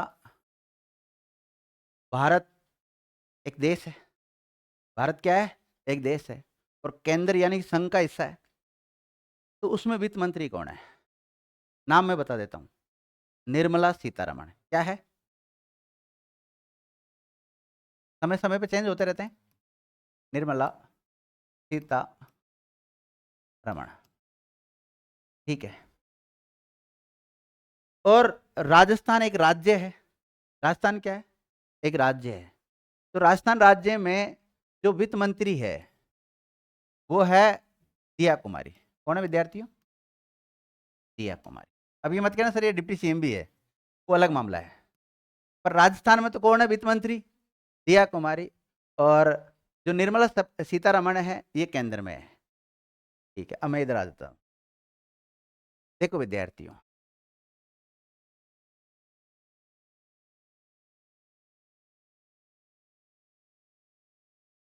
मेरा सवाल आपसे, मैंने बता दिया केंद्र में कौन है? निर्मला। और राज्य में कौन है? दिया। इन दोनों में से कैबिनेट मिनिस्टर कौन है? रुक जा, कैबिनेट मिनिस्टर कौन है? दिया कुमारी है या फिर निर्मला सीतारमण है? इधर वाले बच्चे बताओ, सबको आंसर देना, जल्दी देना यार फटाफट। कैबिनेट मिनिस्टर कौन है इनमें से, दोनों में से? है? जल्दी बोलो, हाँ ना तो बोलो, कुछ तो कहो। निर्मला सीतारमण या दिया कुमारी, बताओ कौन है? वो तो राज्य मंत्री होगी ना। चलो राज्य मंत्री कौन है? दिया कुमारी, क्योंकि राजस्थान राज्य की है। और बाकी लोग? भाई राजस्थान राज्य की है ना, तो राज्य मंत्री हुई कि नहीं हुई? यस या नो बोलो इधर वाले। क्यों नो क्यों बोले कि बहन जी तेरा दिमाग खराब है क्या? तो दिया कुमारी राज्य मंत्री हुई कि नहीं हुई? हुई ना, यस बोलो। हुई ना, नहीं हुई? इधर वाले बोल दो तो, यस या नो। कोई नो कह रहा है, कोई यस कह रहा है। हाँ पीछे लाइन तीनों बोलो रहे। यस मतलब दिया कुमारी राज्य मंत्री है कि नहीं है? यस यस या नो? यस या नो जल्दी बोलो, राज्य की मंत्री है कि नहीं है ना? तो वो राज्य मंत्री हुई कि नहीं हुई? यस या नो बोलो, कुछ तो बोलो। नहीं है? देखो विद्यार्थियों, ये जो मंत्री होते हैं ना, ये केंद्र के मंत्री है सारे। ये किसके होते हैं? केंद्र। केंद्र का मंत्रिमंडल अलग चलता है, राज्यों का अलग चलता है। राज्यों में भी कैबिनेट, राज्य मंत्री, उपमंत्री होती है, वो राज्यों का विधानमंडल होता है। क्योंकि आपको पता है, इसको हम दो भागों में बांट सकते हैं।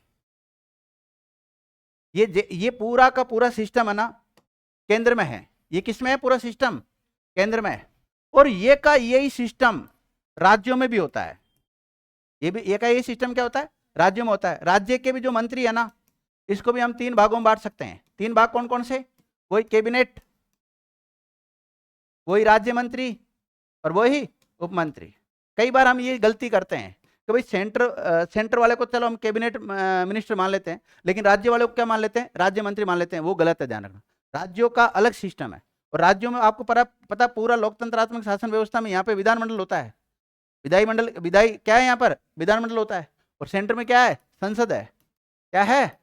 संसद है। इसको मैंने कई बार समझाने की कोशिश की आपको।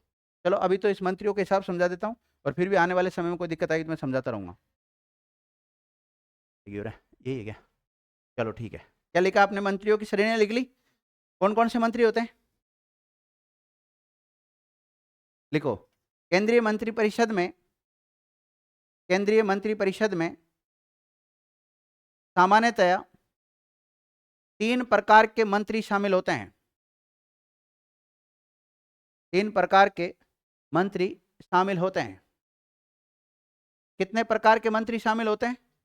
तीन प्रकार के मंत्री शामिल होते हैं।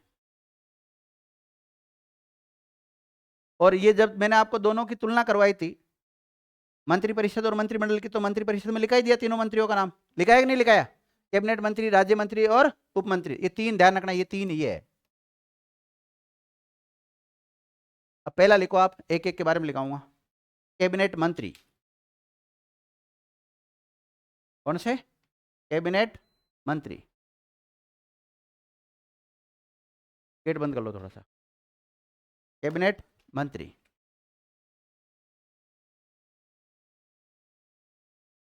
लिखो। ये सबसे महत्वपूर्ण मंत्री होते हैं। एक एक के बारे में लिखा रहा हूं डिटेल। ये सबसे महत्वपूर्ण मंत्री होते हैं।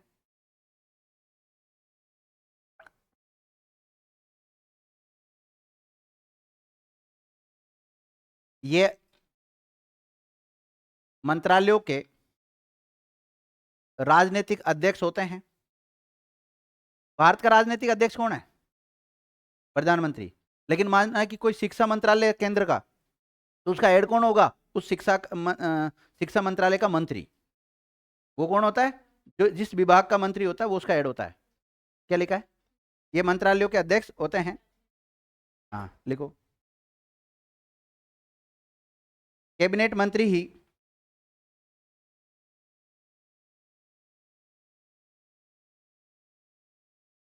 नीति निर्धारण में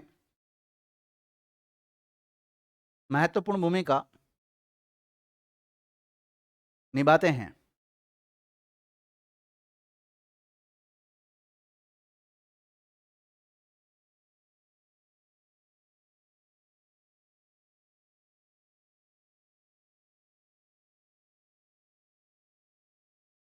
लिख लिया? अब लिखो आप राज्य मंत्री। दूसरा कौन सा? राज्य मंत्री। लिया? लिखो, राज्य मंत्री दो प्रकार के होते हैं। राज्य मंत्री भी दो प्रकार के होते हैं।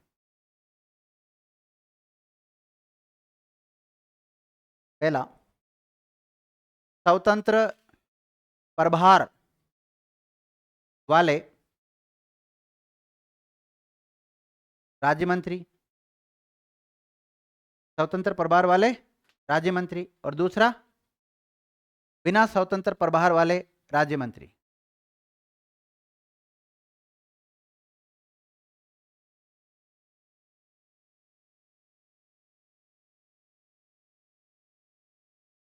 लिखिएगा, इन मंत्रियों को, राज्य मंत्री की बात कर रहा हूं मैं, इन मंत्रियों को या तो कोई स्वतंत्र प्रभार दे दिया जाता है, या तो कोई स्वतंत्र प्रभार, कोई डिपार्टमेंट दे देते हैं इनको ना, स्वतंत्र प्रभार दे दिया जाता है, अथवा माना कि देखो विद्यार्थियों, एक हमारा भारत में शिक्षा मंत्री है। क्या है? शिक्षा मंत्री। अब उसको शिक्षा का पूरा डिपार्टमेंट का हेड बना रखा है, तो वो तो कैबिनेट मिनिस्टर रहेगा। वो तो क्या रहेगा? कैबिनेट मिनिस्टर रहेगा। अब शिक्षा डिपार्टमेंट में भी बहुत सारी शिक्षा आती है, हायर, मिडिल और लोअर, आती कि नहीं आती? अलग अलग टाइप की शिक्षा आती है। तो ये अलग अलग टाइप की जो शिक्षा है, तो उसमें से क्या करते हैं, कई बार एक पार्ट किसको दे देते हैं? किसी दूसरे मंत्री को दे देते हैं, राज्य मंत्री को, तो वो स्वतंत्र प्रभार वाला हो जाता है। लेकिन एक ऐसा राज्य मंत्री जिसको कोई प्रभार नहीं दिया, तो वो किसकी मदद करेगा बताओ? कैबिनेट मंत्री की मदद करेगा कि नहीं करेगा? मतलब मंत्री बना रखा तो इसकी सहायतार्थ काम करेगा। तो आपने क्या लिखा है, बोलना वापस? उसे स्वतंत्र प्रभार दे दिया जाता है, अथवा वह किसी कैबिनेट मंत्री, वह किसी कैबिनेट मंत्री की सहायतार्थ या सहायता हेतु नियुक्त किया जाता है। मतलब राज्य मंत्री होते हुए भी कैबिनेट की सेवा कर रहा है, वो कैबिनेट मंत्री क्या ना, कैबिनेट मंत्री की सहायता करता है।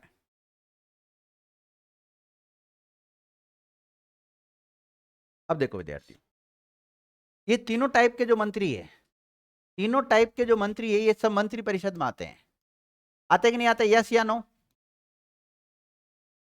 और केवल ये जो कैबिनेट मंत्री होते हैं, ये मंत्रिमंडल में आते हैं। ये किस में आते हैं? मंत्रिमंडल में आते हैं। अर्थात राज्य मंत्री मंत्रिमंडल में आएगा कि नहीं आएगा? नहीं आएगा। उप मंत्री आएगा कि नहीं आएगा? नहीं आएगा। लिखो, राज्य मंत्री, राज्य मंत्री मंत्रिमंडल के सदस्य नहीं होते हैं। राज्य मंत्री मंत्रिमंडल के सदस्य नहीं होते हैं, चाहे स्वतंत्र प्रभार वाला हो चाहे बिना स्वतंत्र प्रभार वाला हो, दोनों ही मंत्रिमंडल के सदस्य नहीं ना। अब बताओ, कैबिनेट की जब भी मीटिंग होगी, मंत्रिमंडल की जब भी मीटिंग होगी, तो क्या इस राज्य मंत्रियों को बुलाया जाएगा? इसलिए जब भी मंत्रिमंडल की बैठक आयोजित होती है,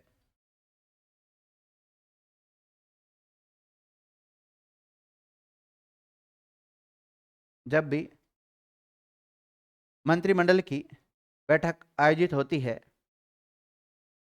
तो इन राज्य मंत्रियों को उसमें शामिल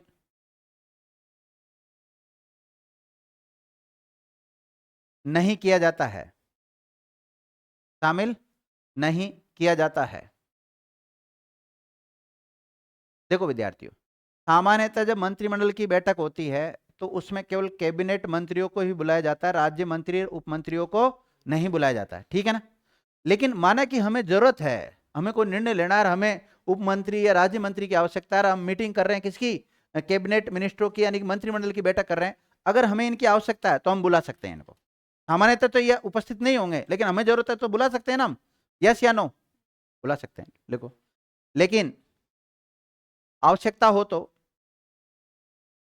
लेकिन आवश्यकता हो तो इन्हें मंत्रिमंडल की बैठकों में बुलाया जा सकता है। देखो पहली बात तो मैंने बोली है कि बुलाया नहीं जा सकता है ना, बुलाया नहीं जाता, वो सामान्य परिस्थितियों में नहीं बुलाया जाता, लेकिन इनकी जरूरत है हमें तो उसमें बुला सकते हैं ना।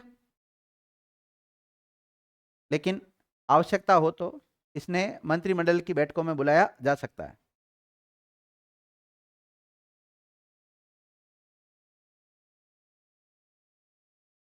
अब अगला मंत्री कौन सा आएगा बोलो? उप मंत्री। दो टाइप के मंत्री लिखा दिए मैंने आपको, कैबिनेट मंत्रियों के बारे में लिखा दिया और राज्य मंत्री के बारे में लिखा दिया। राज्य मंत्री में भी दो प्रकार के लिखा दिया आपको, स्वतंत्र प्रभार वाले और बिना स्वतंत्र प्रभार वाले मंत्री लिखा है ना। अब उप मंत्री का काम क्या होगा बताओ? उप मंत्री का काम है या तो कैबिनेट मंत्री की हेल्प करे, नहीं तो किसी करे राज्य मंत्रियों की हेल्प करे। अब राज्य मंत्रियों में किसी करेंगे, स्वतंत्र प्रभार वाले की बिना स्वतंत्र प्रभार वाले की? स्वतंत्र प्रभार वाले की, क्योंकि इसके पास तो वैसे कोई डिपार्टमेंट नहीं है तो खुद ही उसकी जाके चमचागिरी कर रहा है। तो ये फिर या तो इस उपमंत्री का काम होता है या तो इस स्वतंत्र प्रभार वाला, या फिर डायरेक्ट हम ये कह सकते हैं राज्य मंत्री की मदद करना और कैबिनेट मंत्रियों की मदद करना। लिखिएगा, देखो उप मंत्रियों को स्वतंत्र प्रभार नहीं दिया जाता है, कोई विभाग नहीं देते इनको ना, स्वतंत्र प्रभार नहीं दिया जाता है। ये कैबिनेट मंत्री और राज्य मंत्री की सहायता का काम करते हैं।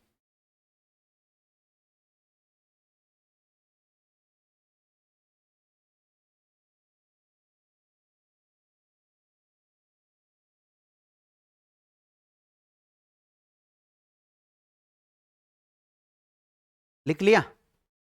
ओके। तो हमारे संविधान में मंत्रियों को कितनी श्रेणियों में बांटा गया है? संविधान में कहाँ लिखा हुआ है कि 3 श्रेणियां होगी? ये केवल व्यवहार में होते हैं, इसमें केवल व्यवहार में है, अप्लाइड पॉलिटी की दृष्टि से संविधान इस बात को लेकर मौन है। जो मैंने आपको 3 श्रेणियां बताई ना, ये संविधान के अकॉर्डिंग नहीं है, ये केवल अप्लाइड पॉलिटी की दृष्टि से है, व्यवहार में ऐसा होता है। तो ये जो श्रेणियां हैं इनके बारे में एक नोट डाल लें, ऐसी श्रेणियों का वर्गीकरण हमारे संविधान में नहीं किया गया है, मतलब इनके वर्गीकरण को लेकर हमारा संविधान क्या है? मौन है। लिखिएगा, हालांकि भारतीय संविधान में इन मंत्रियों के वर्गीकरण का उल्लेख नहीं मिलता है, वर्गीकरण का उल्लेख नहीं मिलता है, अर्थात इस बात को लेकर भारतीय संविधान मौन है। क्या है? मौन है। पहली बार मैंने ये शब्दावली सुनी थी जब पॉलिटिकल साइंस पढ़ा था कि भारतीय संविधान मौन है, मतलब कैसे रहेगा मौन? मौन से मतलब है कि संविधान में किसी बात का कोई उल्लेख नहीं कर रखा है। ये पॉलिटिकल साइंस की लैंग्वेज है, मौन है, और ये जो सारी बातें है ना, ये तो क्या हम थोड़ा सरल करके आपको ये शब्दावलियां लिखा देते हैं। बाकी अगर पॉलिटिकल साइंस की प्रॉपर लैंग्वेज आप पढ़ लो ना तो माथा खराब हो जाए। जैसे बचपन में शुरू से हम 11th-12th में जब आते हैं तो पॉलिटिकल साइंस कई बार नहीं लेते हैं, क्यों? क्योंकि बच्चों को क्या लगती है, पॉलिटिकल साइंस आर्ट्स वालों को कठिन लगती है। लेकिन जैसे जो बच्चे मेरे से ज़्यादातर ये संविधान वाला पार्ट पढ़ते हैं तो उनको पॉलिटिकल साइंस बहुत सरल लगने लग जाती है। इस चक्कर में वो एमए किससे करने की सोचते हैं तो पॉलिटिकल से एमए कर लेते हैं। इस चक्कर में एमए मत करना, ध्यान रखना, और भी पार्ट है, 3-4 पार्ट और भी होते हैं, जो प्रिंसिपल्स होते हैं, सिद्धांत वगैरह होते हैं, वो सारे होते हैं, वो बच्चों को थोड़ा कठिन पड़ता है। ऐसी बात नहीं, उनको प्रॉपर समय दे तो वो भी नॉर्मल लगते हैं। पर अपने जो कंपटीशन एग्जाम्स है उसमें ज़्यादातर क्या आते हैं, ये संविधान वाला पार्ट ही आता है। संविधान या गैर संवैधानिक जो भी संस्था वगैरह है इनसे रिलेटेड फैक्ट ही आते हैं, वो सिद्धांत वगैरह नहीं आते। नहीं, ऐसा तो कुछ ही नहीं है। एक विद्यार्थियों, आपने एक और सुना होगा, एक पोस्ट और आती है इन मंत्रियों की, एक नई पोस्ट हो रही है इनमें। देखो मंत्रियों को वैसे तो मुख्य रूप से कितने भागों में बांटा है? 3 भागों में। यहां से मत करना, नहीं तुम यहां से लगा दोगे। एक तो कैबिनेट मंत्री होते हैं, एक राज्य मंत्री होते हैं और एक उप मंत्री होते हैं। लेकिन एक मंत्री की श्रेणी और आती है जिसे हम कहते हैं संसदीय सचिव। क्या कहते हैं?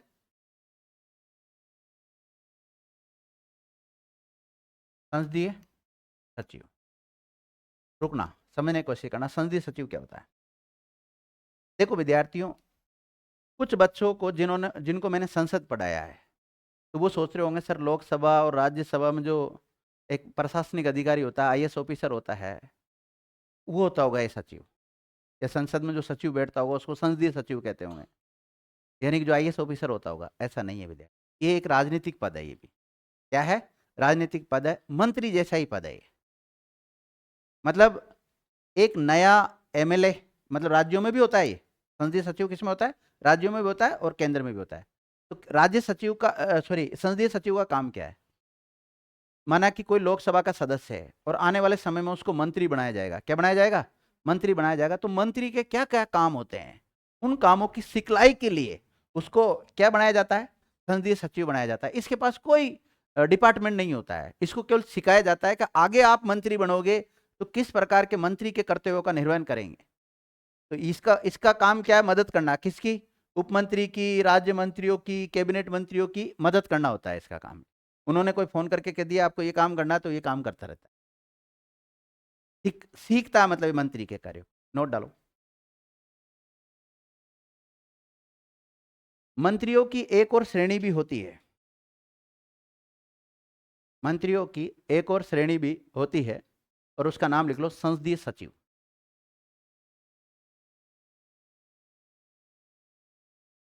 रुकिएगा, आपसे पूछा जाए मंत्री परिषद में कितने प्रकार के मंत्री होते हैं, तो तीन ही बताने हैं आपको। तीन कौन कौन से, कैबिनेट, राज्य और उप मंत्री, तीन ही बताने हैं। लेकिन क्या संसदीय सचिव भी एक मंत्रियों की श्रेणी में आता है, बिल्कुल आता है।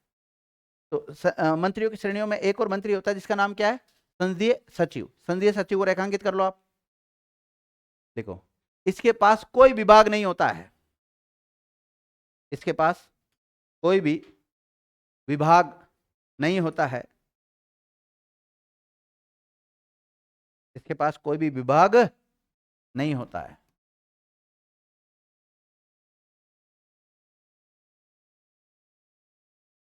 इसका काम क्या है, केवल जो ये मंत्री बना रखे हैं, जो ये वरिष्ठ मंत्री होते हैं जो भी, इनकी मदद करवाना होता है। लिखिएगा, ये वरिष्ठ मंत्रियों के साथ,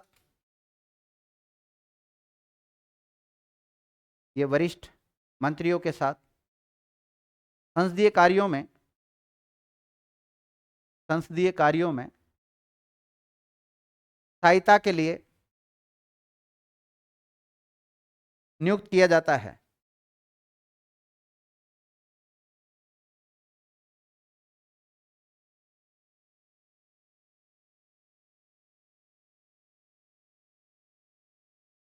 देखो विद्यार्थियों, भारत में पहली बार संसदीय सचिव नामक जो एक मंत्री होता है, इसकी पोस्ट कब क्रिएट की गई थी, 1951 में। देखिएगा, भारत में पहली बार 1951 में संसदीय सचिव का पद सर्जित किया गया था। 1951 में संसदीय सचिव का पद सर्जित किया गया था, 1951 में।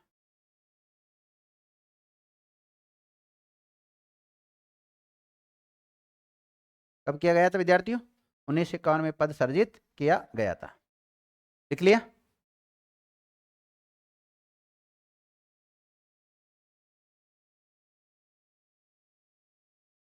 एक सवाल आता है कि इस संसदीय सचिव की नियुक्ति कौन करता है। रुको, ये जो मंत्री होते हैं ना, मंत्री, इनको नियुक्त कौन करता है बताओ। चाहे वो कैबिनेट मंत्री हो, चाहे राज्य मंत्री हो, चाहे उप मंत्री हो, इनकी नियुक्ति कौन करता है, राष्ट्रपति करता है। किसकी सलाह पर करता है, प्रधानमंत्री की सलाह पर करता है। तो संसदीय सचिव की नियुक्ति कौन करेगा, वेरी गुड, बहुत अच्छी बात। लिखो, इसकी नियुक्ति प्रधानमंत्री के द्वारा की जाती है। इसकी नियुक्ति कौन करता है, प्रधानमंत्री। और विद्यार्थियों, बड़े बड़े मंत्रियों से सवाल नहीं आते आजकल, छोटे छोटे मंत्रियों से सवाल आते हैं, ध्यान रखना। अब आपके माइंड में तो सेट बैठ रखा ना, कभी मंत्रियों की नियुक्ति कौन करता है, राष्ट्रपति, और यहाँ नियुक्ति कौन कर रहा है, पीएम कर रहा है। तो आपको पहले विकल्प में राष्ट्रपति मिलेगा और आप किसको करके आओगे, राइट, राष्ट्रपति को करके आओगे। राष्ट्रपति करते मामला गड़बड़, गलत हो गया ना क्वेश्चन। तो इसकी नियुक्ति कौन करता है, पीएम करता है भाई। लिख लिया? इसको शपथ कौन दिलाता है?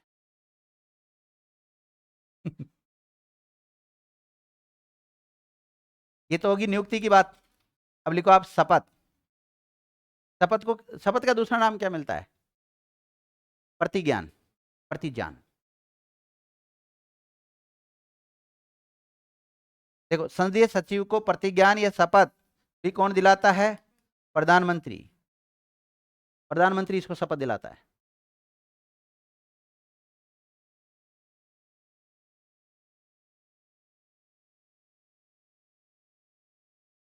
अलग से और देता है कि भाई आपको जो कार्य दिए जाएंगे उसका गोपनीयता की शपथ लेनी पड़ती है, पद व गोपनीयता की।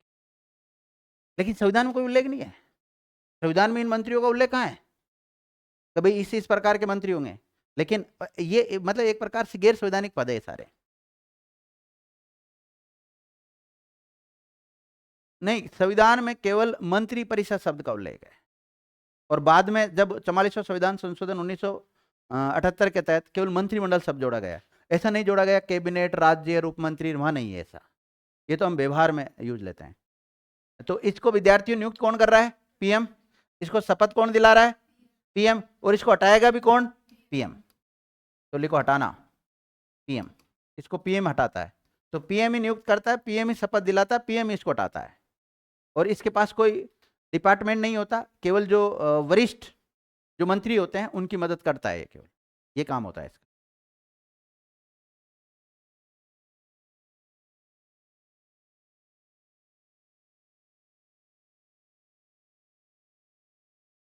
देख लिया?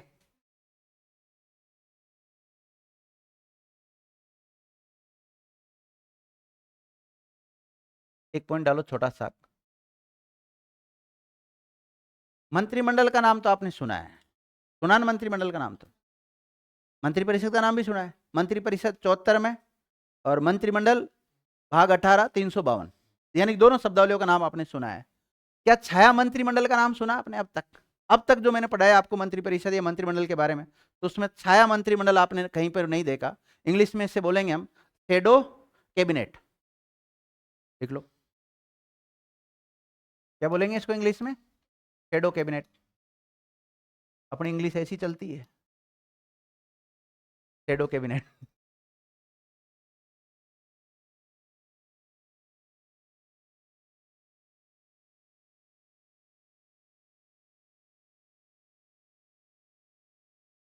क्या होती है छाया मंत्रिमंडल?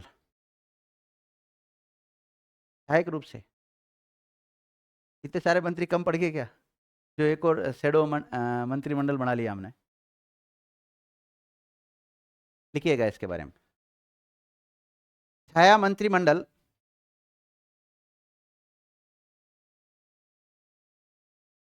छाया मंत्रिमंडल संसदीय शासन प्रणाली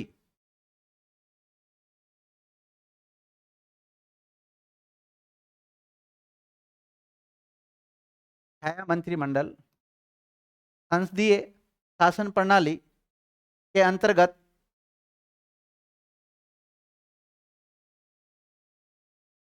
विपक्ष की एक राजनीतिक संस्था है।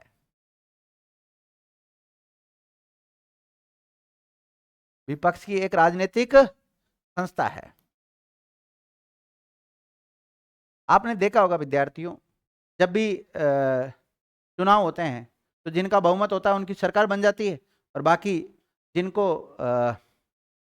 1/10 सीटें मिल जाती है वो विपक्ष का दर्जा मिलता है। उनको क्या मिलता है? विपक्ष का दर्जा। या फिर जो भी सबसे बड़ा दल होता है उसको, विपक्ष में जो भी सबसे बड़ा दल होता है उसको विपक्ष का दर्जा मिलता है। तो एक तो पक्ष होता है और एक विपक्ष होता है। पक्ष वालों की तो क्या बन जाती है? सरकार बन जाती है, और 5 साल मजे करते हैं। अब इनके ही रहेंगे मंत्री, इन वालों को थोड़ी बनाएंगे विपक्ष वालों को मंत्री। विपक्ष वाले थोड़ी बनते हैं मंत्री। ये कौन बनते हैं? सरकार के जो व्यक्ति होते हैं वही मंत्री बनते हैं। अब इसमें से कोई कैबिनेट बन रहा है, कोई राज्य बन रहा है, कोई प्रधानमंत्री, इन्हीं में से ही देखो, इन सरकार के व्यक्तियों में एक तो प्रधानमंत्री होता है, इसके अलावा कैबिनेट मिनिस्टर होते हैं, इसके अलावा राज्य मंत्री होते हैं, इसके अलावा उप मंत्री होते हैं, उसके अलावा संसदीय सचिव भी इनका ही होता है। संसदीय सचिव भी इनका ही, ध्यान रखना। इधर वालों का जो विपक्ष वालों का है, इनका होता है छाया मंत्रिमंडल। क्या होता है इनका? छाया मंत्रिमंडल। तो पक्ष वालों का नहीं है, किसका होता है? विपक्ष का। तो क्या लिखा आपने? एक राजनीतिक संस्था है किसकी? जो कि सत्ता पक्ष, जो कि सत्ता पक्ष ब्रैकेट में सरकार के मंत्रिमंडल के समान ही, सरकार के मंत्रिमंडल के समान ही विपक्ष के द्वारा भी अपना मंत्रिमंडल तैयार किया जाता है। विपक्ष के द्वारा भी अपना मंत्रिमंडल तैयार किया जाता है।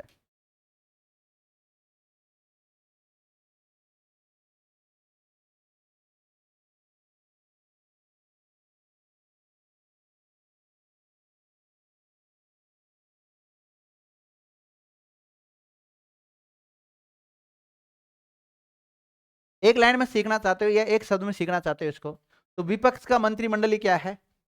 मंत्रिमंडल है। और सरकार का तो खुद का होता ही अलग, पूरा सिस्टम, पूरी सरकार चलती है वो तो विपक्ष के मंत्रिमंडल को क्या कहते हैं? हम मंत्रिमंडल कहते हैं। लिख लिया आप लोगों ने? इसका काम क्या है? सरकार जो भी काम करेगी उसमें टांग अड़ाना। भाई विपक्ष का काम क्या होता है? जिनकी सरकार होती है उनके कार्यों में बाधा उत्पन्न करना। और अच्छा लोकतंत्र वहीं चलता है जहां पे विपक्ष मजबूत हो, क्योंकि अगर विपक्ष मजबूत नहीं है तो सत्ता वाली पार्टी ये निरंकुशता शासन व्यवस्था अपना लेती है। ये अपना जो चाहते हैं वो कानून लेकर आते हैं, जो चाहते हैं उसको पास करवा लेते हैं। जैसे अभी भारत में हम देखें तो विद्यार्थियों, बीजेपी की गवर्नमेंट है। किसकी है? बीजेपी गवर्नमेंट है। बीजेपी जो चाहे वैसा कानून बना सकती है। अब विपक्ष इतना मजबूत है ही नहीं है तो वो बोल ही नहीं पाते, और बोलते तो उनका होता क्या है? जैसे अभी राजस्थान बहुमत किसका बताओ? बीजेपी का है। बीजेपी जो चाहेगी ना वो बिल बनेगा, जो बिल लेकर आएगी वो कानून, उस बिल से क्या बना सकती है? कानून बना सकती है। अब कांग्रेस वाले या विपक्ष वाले जो भी है वो सारे रोते रहो, क्योंकि आपको विधानसभा में जाके आपके पास सीटें ही नहीं, आप क्या उसका विरोध करोगे बताओ? जब लास्ट में जाके आपके वोटिंग होगी, क्या होगी? वोटिंग होगी, तो वोटिंग ज्यादा किसके पक्ष में आएगी? पारित करने के पक्ष में, खारिज करने के पक्ष में थोड़ी आएगी। और वही अगर विपक्ष थोड़ा मजबूत होता या आसपास होता कि सरकार के 2-4 मंत्री अगर हट गए या 2-4 सदस्य हट गए तो सरकार इधर आ सकती है दूसरी पार्टी के पास। तो फिर ऐसी स्थिति में सरकार को बड़ा सोच समझ के काम करना पड़ता है। लेकिन विपक्ष मजबूत होने का नुकसान भी है। नुकसान क्या? कोई अति आवश्यक कानून है जिसको लाना जरूरी है, लेकिन विपक्ष वाले टांग अड़ा रहे, नहीं आने दे रहे, तो उसमें देश का हित कैसे होगा? तो हित और अहित दोनों में ही इसका तो जब हम पढ़ते हैं ना विपक्ष की भूमिका के बारे में, कई बार जैसे आप पॉलिटिकल साइंस से कुछ आगे पढ़ाई करते हैं, विपक्ष के बारे में कोई मेंस के बारे में लिखना होता है अगर आपको, तो विपक्ष के बारे में दोनों बिंदु लिख सकते हैं आप, पक्ष और विपक्ष के दोनों। कैसे? कई बार ये मतलब सरकार तानाशाही ना हो उसको रोकने का काम कौन करता है? विपक्ष। सरकार कुछ देश के हित में योजनाएं लेकर आना चाहती है, लेकिन उन योजनाओं को, उन कानूनों को विपक्ष लाने नहीं देता। तो ऐसे में हमारे राष्ट्र के निर्माण में भी कई बार बाधा का काम करता है विपक्ष। चलो जो भी है, तो 6 मंत्रिमंडल समझ में आ गया आपका? विपक्ष का मंत्रिमंडल क्या कहलाता है? देखो, इसका कार्य सरकार के कामकाज की समीक्षा करना होता है। इसका कार्य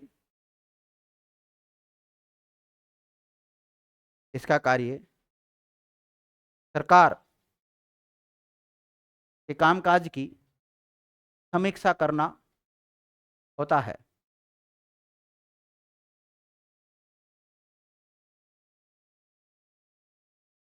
देख लिए? अब मुझे बताओ, दुनिया में पहली बार इस शैडो कैबिनेट कौन सी देश की संसद में आया था, या कौन से देश में आया सबसे पहली बार? पहली बार आया ब्रिटेन में 1937 में। देखिएगा, सबसे पहले 1937 में, 1937 में ब्रिटेन में शैडो कैबिनेट की परंपरा शुरू हुई थी।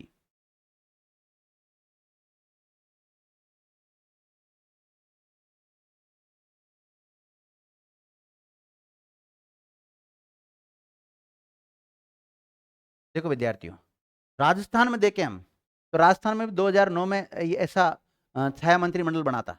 अब मुझे बताओ 2009 में सरकार कौन सी पार्टी की थी राजस्थान में? अच्छा, वसुंधरा राजे तो हमें नौकरी लगा के चली गई थी, लास्ट टाइम 2008 में ही। कब चल गई थी? 2008 में चली गई थी। फिर 8 के बाद में 5 साल तक कौन रहेंगे? अशोक गहलोत रहेंगे। अशोक गहलोत के बाद में कौन आया? वसुंधरा राजे। वसुंधरा राजे के बाद में कौन आया? अशोक गहलोत। फिर सोचा था वापस वसुंधरा राजे आएगी, नहीं तो उनकी जगह कौन आगे? भजन लाल जी आगे। बीजेपी गवर्नमेंट तो बनी, लेकिन सीएम चेहरा चेंज हो गया। तो विद्यार्थी 2009 में विपक्ष में कौन था? बीजेपी वाले। तो बीजेपी वाले सबसे पहले राजस्थान में ये शेडो कैबिनेट लेकर आए थे। क्या लिखा आपने? लिखो 2009 में, नोट डाल लो। 2009 में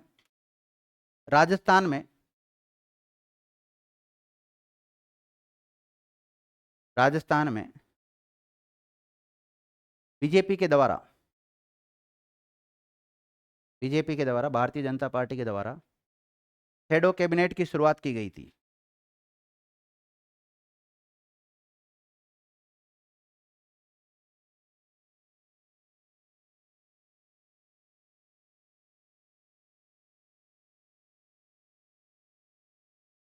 जैसे विद्यार्थियों आपने नाम सुना होगा पीएमओ, प्रधानमंत्री का ऑफिस, प्रधानमंत्री का कार्यालय। इसी प्रकार सीएमओ सुना होगा, मुख्यमंत्री का कार्यालय होता है। राज्यों में तो क्या होता है? सीएमओ। और सेंटर में क्या होता है? पीएमओ। तो देखो पीएमओ, प्रधानमंत्री का कार्यालय, प्रधानमंत्री का कार्यालय, प्राइम मिनिस्टर ऑफिस।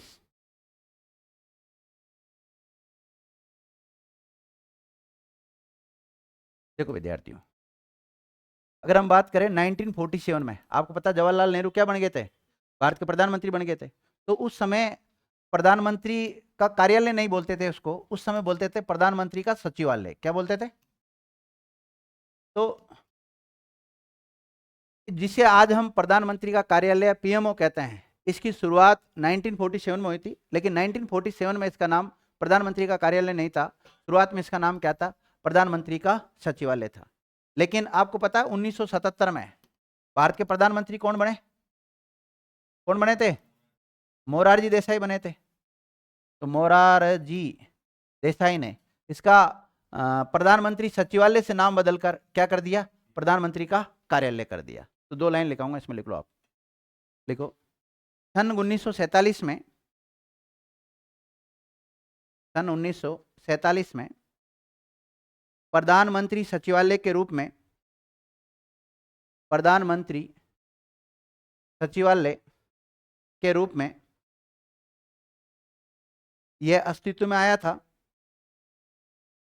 अस्तित्व में आया था, जिसे 1977 में, 1977 में मोरारजी देसाई ने, मोरारजी देसाई ने बदलकर, मोरारजी देसाई कौन थे? भारत के प्रधानमंत्री थे तत्कालिक उस समय। मोरारजी देसाई ने इसका नाम बदलकर प्रधानमंत्री कार्यालय कर दिया।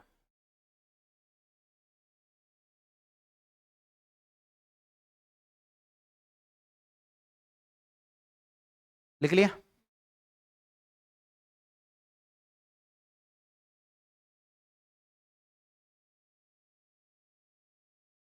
तो हेड ऑफ कैबिनेट का नाम सुन लिया आपने, मंत्रिमंडल का नाम भी सुन लिया, कैबिनेट मंत्रियों का नाम भी सुन लिया। अभी तो मैं बोल देता चिकन कैबिनेट किचन कैबिनेट। कौन सा कैबिनेट विद्यार्थियों? किचन कैबिनेट चिकन निकल जाता अभी तो। लिखो किचन कैबिनेट।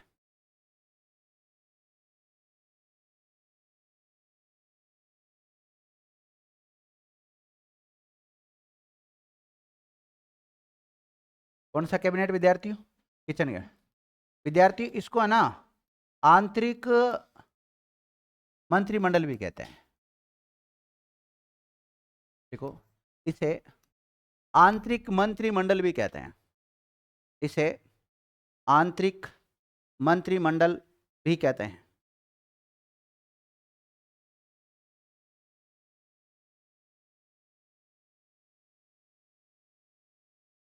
इसका प्रमुख कौन होता है? पीएम। किचन कैबिनेट का प्रमुख कौन होता है? प्रधानमंत्री।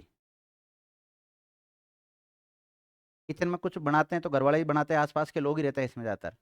तो इसमें जरूर नहीं है कि वो कोई कैबिनेट मंत्री, राज्य मंत्री, उपमंत्री हो। इसमें घर वाले या कोई बाहरी व्यक्ति, जैसे माना कि मैं प्रधानमंत्री बन जाऊं विद्यार्थी, अब मेरा जो मंत्रिमंडल है, जरूर नहीं मैं सारी बातें उनके साथ ही डिस्कस करके कोई निर्णय लूं। मेरे कुछ खास मित्र भी होते हैं, उनको चाय पे बुलाऊं और उनसे पूछो भाई क्या करना चाहिए अपने को देश के हित में। तो हमारा जो आपस में 4-5 दोस्तों का जो एक ग्रुप है, उसको हम क्या नाम दे सकते हैं? किचन कैबिनेट नाम दे सकते हैं। मतलब इसमें जरूर नहीं है ये जो मंत्री शामिल हो, इसमें बाहरी व्यक्ति भी शामिल हो सकता है। क्या लिखा आपने? प्रमुख कौन होता है? पीएम होता है, लिखिएगा। इसके अंतर्गत, इसके अंतर्गत पारिवारिक सदस्य, पारिवारिक पब्लिक बाहरी सदस्य शामिल होते हैं।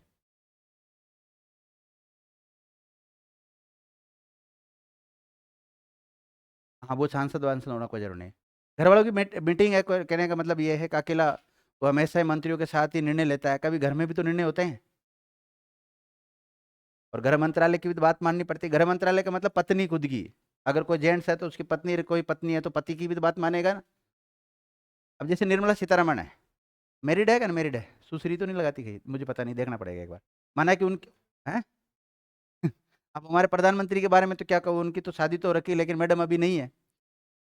जो भी सिस्टम है, अगर उनकी मैडम होती तो उनकी मैडम के साथ भी उनकी मीटिंग हो सकती थी घर घर में, या उसके साले सास वगैरह, वो आपस में मिलकर भी कुछ निर्णय ले सकते थे। तो वो सारा कहलाता है विद्यार्थियों क्या? किचन कैबिनेट कहलाता है। किचन कैबिनेट एक शब्दावली है, और कई बार पूछा जाता है किचन कैबिनेट से क्या तात्पर्य है, किचन कैबिनेट का प्रमुख कौन होता है? अरे इतना मंत्रिमंडल पढ़ लिया पूरा, कैबिनेट देके, राज्य मंत्री देके, उपमंत्री देके, लेकिन किचन कैबिनेट तो देखा ही नहीं। और जैसे अभी शेडो कैबिनेट आ जाए, तो ये कुछ शब्दावली होती है पॉलिटिकल साइंस की, इन शब्दावलियों के बारे में पता होना चाहिए। सवाल आए कि नहीं आए वो बात की बात है, लेकिन आप पॉलिटिकल साइंस पढ़ रहे हैं और उसमें कुछ ऐसे टर्म्स आ जाए और वो अपने को पता नहीं रहे, अपने को कई बार बच्चों को थोड़ा सा घमंड भी रहता है हल्का सा, कि हमें पॉलिटिकल साइंस आती है, तो थोड़ा उनका घमंड समय समय पर चकनाचूर करना जरूरी होता है। तो बहुत कुछ छुपा हुआ है अभी तक पॉलिटिकल साइंस में। कई बच्चे जैसे आजकल पॉलिटिकल साइंस क्लास लेने नहीं आते, उनको लगा हमें तो पॉलिटिकल साइंस आ गई। अभी भी बहुत सारे पॉइंट्स ऐसे हैं जो छूटे हुए हैं। कभी भी कोई सब्जेक्ट पूरा होता है कि बताओ? जिंदगी में आपका ज्ञान पूरा नहीं हो सकता है, किसी का भी ज्ञान पूरा नहीं है, सब अधूरा है। हाँ ठीक है भाई, इतना ज्ञान आ जाता है कि हमें एग्जाम पास करके नौकरी लग जाते हैं, लेकिन किसी विषय में पारंगत नहीं होया जा सकता। 100% किसी को भी नहीं आता। इस दुनिया में एक भी व्यक्ति ऐसा नहीं है कि जिसको पॉलिटिकल साइंस पूरी आती हो, एक भी व्यक्ति नहीं, देख लो।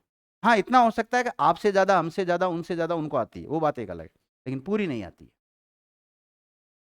पूरी तो पढ़ भी नहीं सकते। दुनिया में कितने सारे संविधान है विद्यार्थी, कितने सारे देश है। संविधान क्या होता है? संविधान किसे कहते हैं?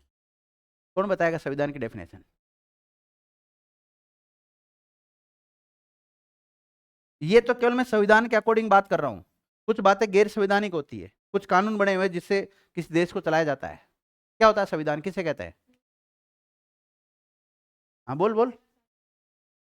हाँ बिल्कुल सही बोला इन बहन जी ने। नियमों का ऐसा समूह जिसके द्वारा किसी देश का शासन संचालित होता हो, उसे क्या कहते हैं? संविधान कहते हैं। अब भारत का संविधान इतना बड़ा है कि 22 भाग और 395 आर्टिकल है, और बाकी सब क्लोज आर्टिकल जोड़ते हैं तब तो और भी ज्यादा हो जाते हैं। होते कि नहीं होते? ये तो भारत की बात है, लेकिन अलग अलग देश में अलग अलग संविधान है, सबका खुद का संविधान होता है। उनको पढ़ना, और फिर उनके आपके एक सब्जेक्ट बनता है इसमें पॉलिटिकल साइंस में, तुलनात्मक संविधान। क्या मिलता है? अलग अलग देशों के संविधान की तुलना करनी होती है। चाइना का भी पढ़ना पड़ता है, रशिया का भी पढ़ना पड़ता है, अमेरिका का भी पढ़ना पड़ता है, ब्रिटेन का भी पढ़ना पड़ता है। अब आपको कहोगे, सर ब्रिटेन का तो लिखित है ही नहीं, कहाँ से पढ़ेंगे? लेकिन उनकी परंपराएं है ना, उनको किसी न किसी किताब में लिख रखा है। लिख लिया?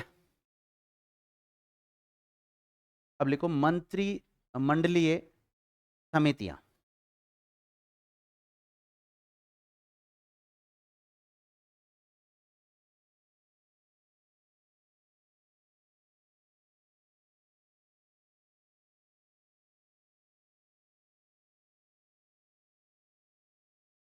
मंत्रिमंडलीय समितियां।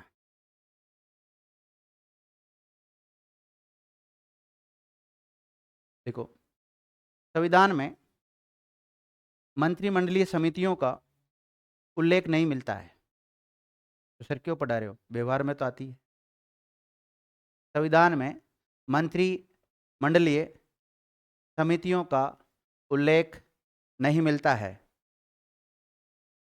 हालांकि इनके गठन,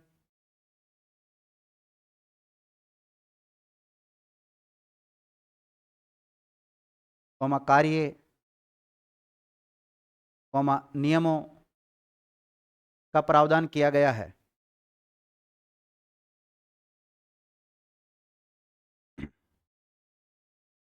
देखो, आपने पढ़ी होगी संसदीय समितियां। संसदीय समितियों का नाम सुना ना आपने? संसद में बहुत बहुत प्रकार की कमेटियां होती है। उसमें कुछ स्थायी होती है, कुछ अस्थायी होती है, कुछ वित्तीय समितियां होती है। और उनमें जैसे मैंने आपको पढ़ाया था लोक लेखा समिति, प्राकलन समिति, पढ़ाई थी नहीं पढ़ाई थी? तो इसी प्रकार वो संसदीय समितियां थी। और इसी प्रकार मंत्रिमंडलीय भी क्या होती है, समितियां होती है। ये भी दो प्रकार की होती है, एक तो स्थायी होती है और एक अस्थायी। कैसी होती है? अस्थायी होती है। अस्थायी को हम क्या बोलते हैं? तदर्थ कमेटी। कौन सी? तदर्थ समिति बोलते हैं। तो एक तो परमानेंट और एक टेम्परेरी। लिखिएगा, ये समितियां भी दो प्रकार की होती है। कौन सी? मंत्रिमंडलीय समितियां। ये समितियां भी दो प्रकार की होती है।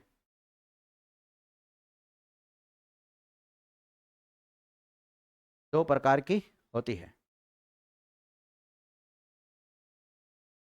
दो प्रकार की होती है। पहला स्थायी समितियां, दूसरा अस्थायी समिति।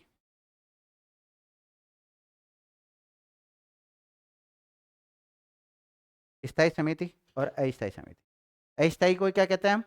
तदर्थ समिति कहते हैं। समिति को इंग्लिश में क्या बोलते हैं? कमेटी। लिखिएगा विद्यार्थियों,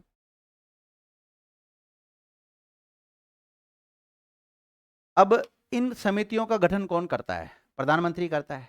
इस समिति का क्या नाम रहेगा वो उस कार्य के ऊपर डिपेंड करता है। कई बार क्या होता है, कोई समिति का गठन करते हैं, अगर जैसा किसी का नाम होता है तो उसके सरनेम पर या उसके खुद के नाम पर उस समिति का नाम रख देते हैं। तो लिखिएगा, ये प्रधानमंत्री के द्वारा,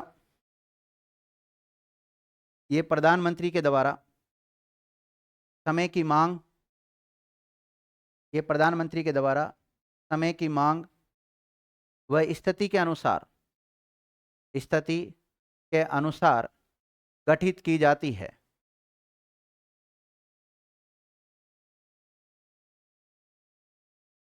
समय की मांग व स्थिति के अनुसार गठित की जाती है। अतः इनकी संख्या, अतः इनकी संख्या में कितनी कमेटियां होगी मतलब, अतः इनकी संख्या, नाम, संरचना, मतलब कौन कितने मतलब एक तो अध्यक्ष होता है, कितने सदस्य होंगे, है ना? संरचना में आ जाता है ये सब। क्या लिखा है? संख्या। भाई कितनी कमेटी होगी, ये तो कमेटियों की संख्या होगी। कमेटी का नाम, नाम आ गया। और संरचना समय समय पर अलग अलग होती है। समय समय पर अलग अलग होती है। कोई मुद्दा आता है और मुद्दे के अकॉर्डिंग इनका गठन कर देते हैं। मतलब जैसे मेरी बात सुनो, अभी एसएमएस में आग लगी तो एक कमेटी बनाई कि नहीं बनाई? एक एसआई भर्ती को लेकर जैसे स्टेट लेवल में अगर हम राज्य में बात करें तो एक सब कमेटी बनाई थी कि नहीं बनाई थी? तो ऐसे कमेटियां बनाते हैं। तो वो डिपेंड करता है कौन से कार्य के लिए बनाई जा रही है, किस व्यक्ति को इसका अध्यक्ष बनाया जा रहा है। तो अध्यक्ष के नाम पे कई बार कमेटी का नाम पड़ जाता है। ठीक है, उसमें कितने सदस्य होंगे वो परिस्थितियों के ऊपर डिपेंड करता है। लिखो, कुछ महत्वपूर्ण समितियां।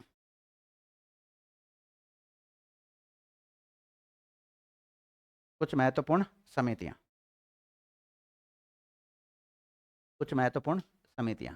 पहला लिखो, राजनीतिक मामलों से संबंधित समिति। राजनीतिक मामलों से संबंधित समिति। राजनीतिक मामलों से संबंधित समिति।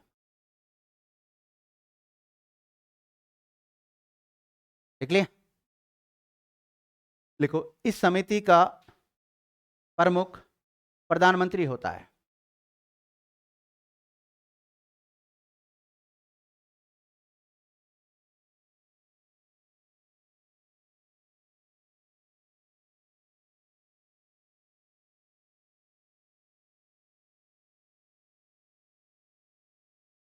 देखो, यह समिति सबसे शक्तिशाली होती है।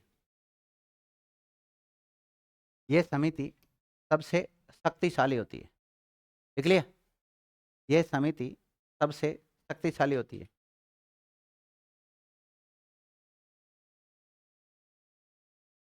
आपने नाम सुना शैडो कैबिनेट? सुना है? किचन कैबिनेट का नाम सुना है? सुपर कैबिनेट का नाम सुना? नहीं सुना ना अभी तक? तो इस समिति को सुपर कैबिनेट भी कहते हैं। लिखो, इसे प्राय सुपर कैबिनेट के नाम से भी जाना जाता है। तो सुपर कैबिनेट क्या है? राजनीतिक मामलों से संबंधित जो कमेटी होती है उसी को क्या कहते हैं? सुपर कैबिनेट कहते हैं। इसका हेड भी कौन होता है? पीएम होता है। इसको सबसे ज्यादा शक्तियां प्राप्त होती है इस कमेटी को। लिख लिया? दूसरा लिखो विद्यार्थियों,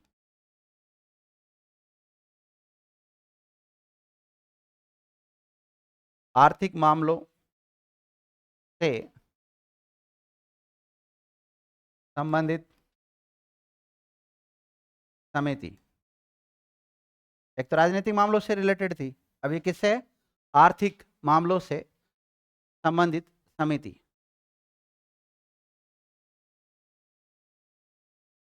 लिखो, इसका प्रमुख प्रधानमंत्री होता है। इसका प्रमुख कौन होता है? प्रधानमंत्री होता है। अब आपको पता है ये अर्थ यानी कि पैसे से रिलेटेड काम करेगी ये समिति, और ये किससे? राजनीतिक मामलों से रिलेटेड काम करेगी।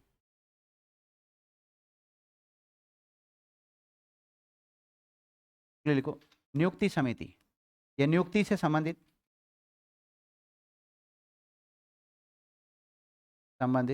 समिति। देखो विद्यार्थियों, राष्ट्रपति के द्वारा कई पदों की नियुक्ति की जाती है, लेकिन उसमें मंत्रि परिषद की सिफारिश पर की जाती है। तो उस मंत्रि परिषद फिर एक कैबिनेट बना के रखते हैं, सॉरी एक कमेटी बना के रखते हैं। उस कमेटी के सदस्य सिफारिश करते हैं, उन्हीं को ही वो वहां पर उस पदों पर नियुक्त करते हैं। तो लिखो, नियुक्ति से संबंधित समिति। लिख लिया? नियुक्ति से संबंधित समिति, और इसका प्रमुख पीएम। देखो, इसका प्रमुख पीएम होता है।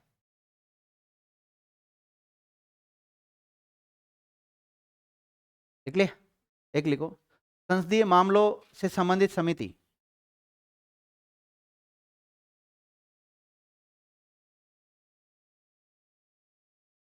संसदीय मामलों से संबंधित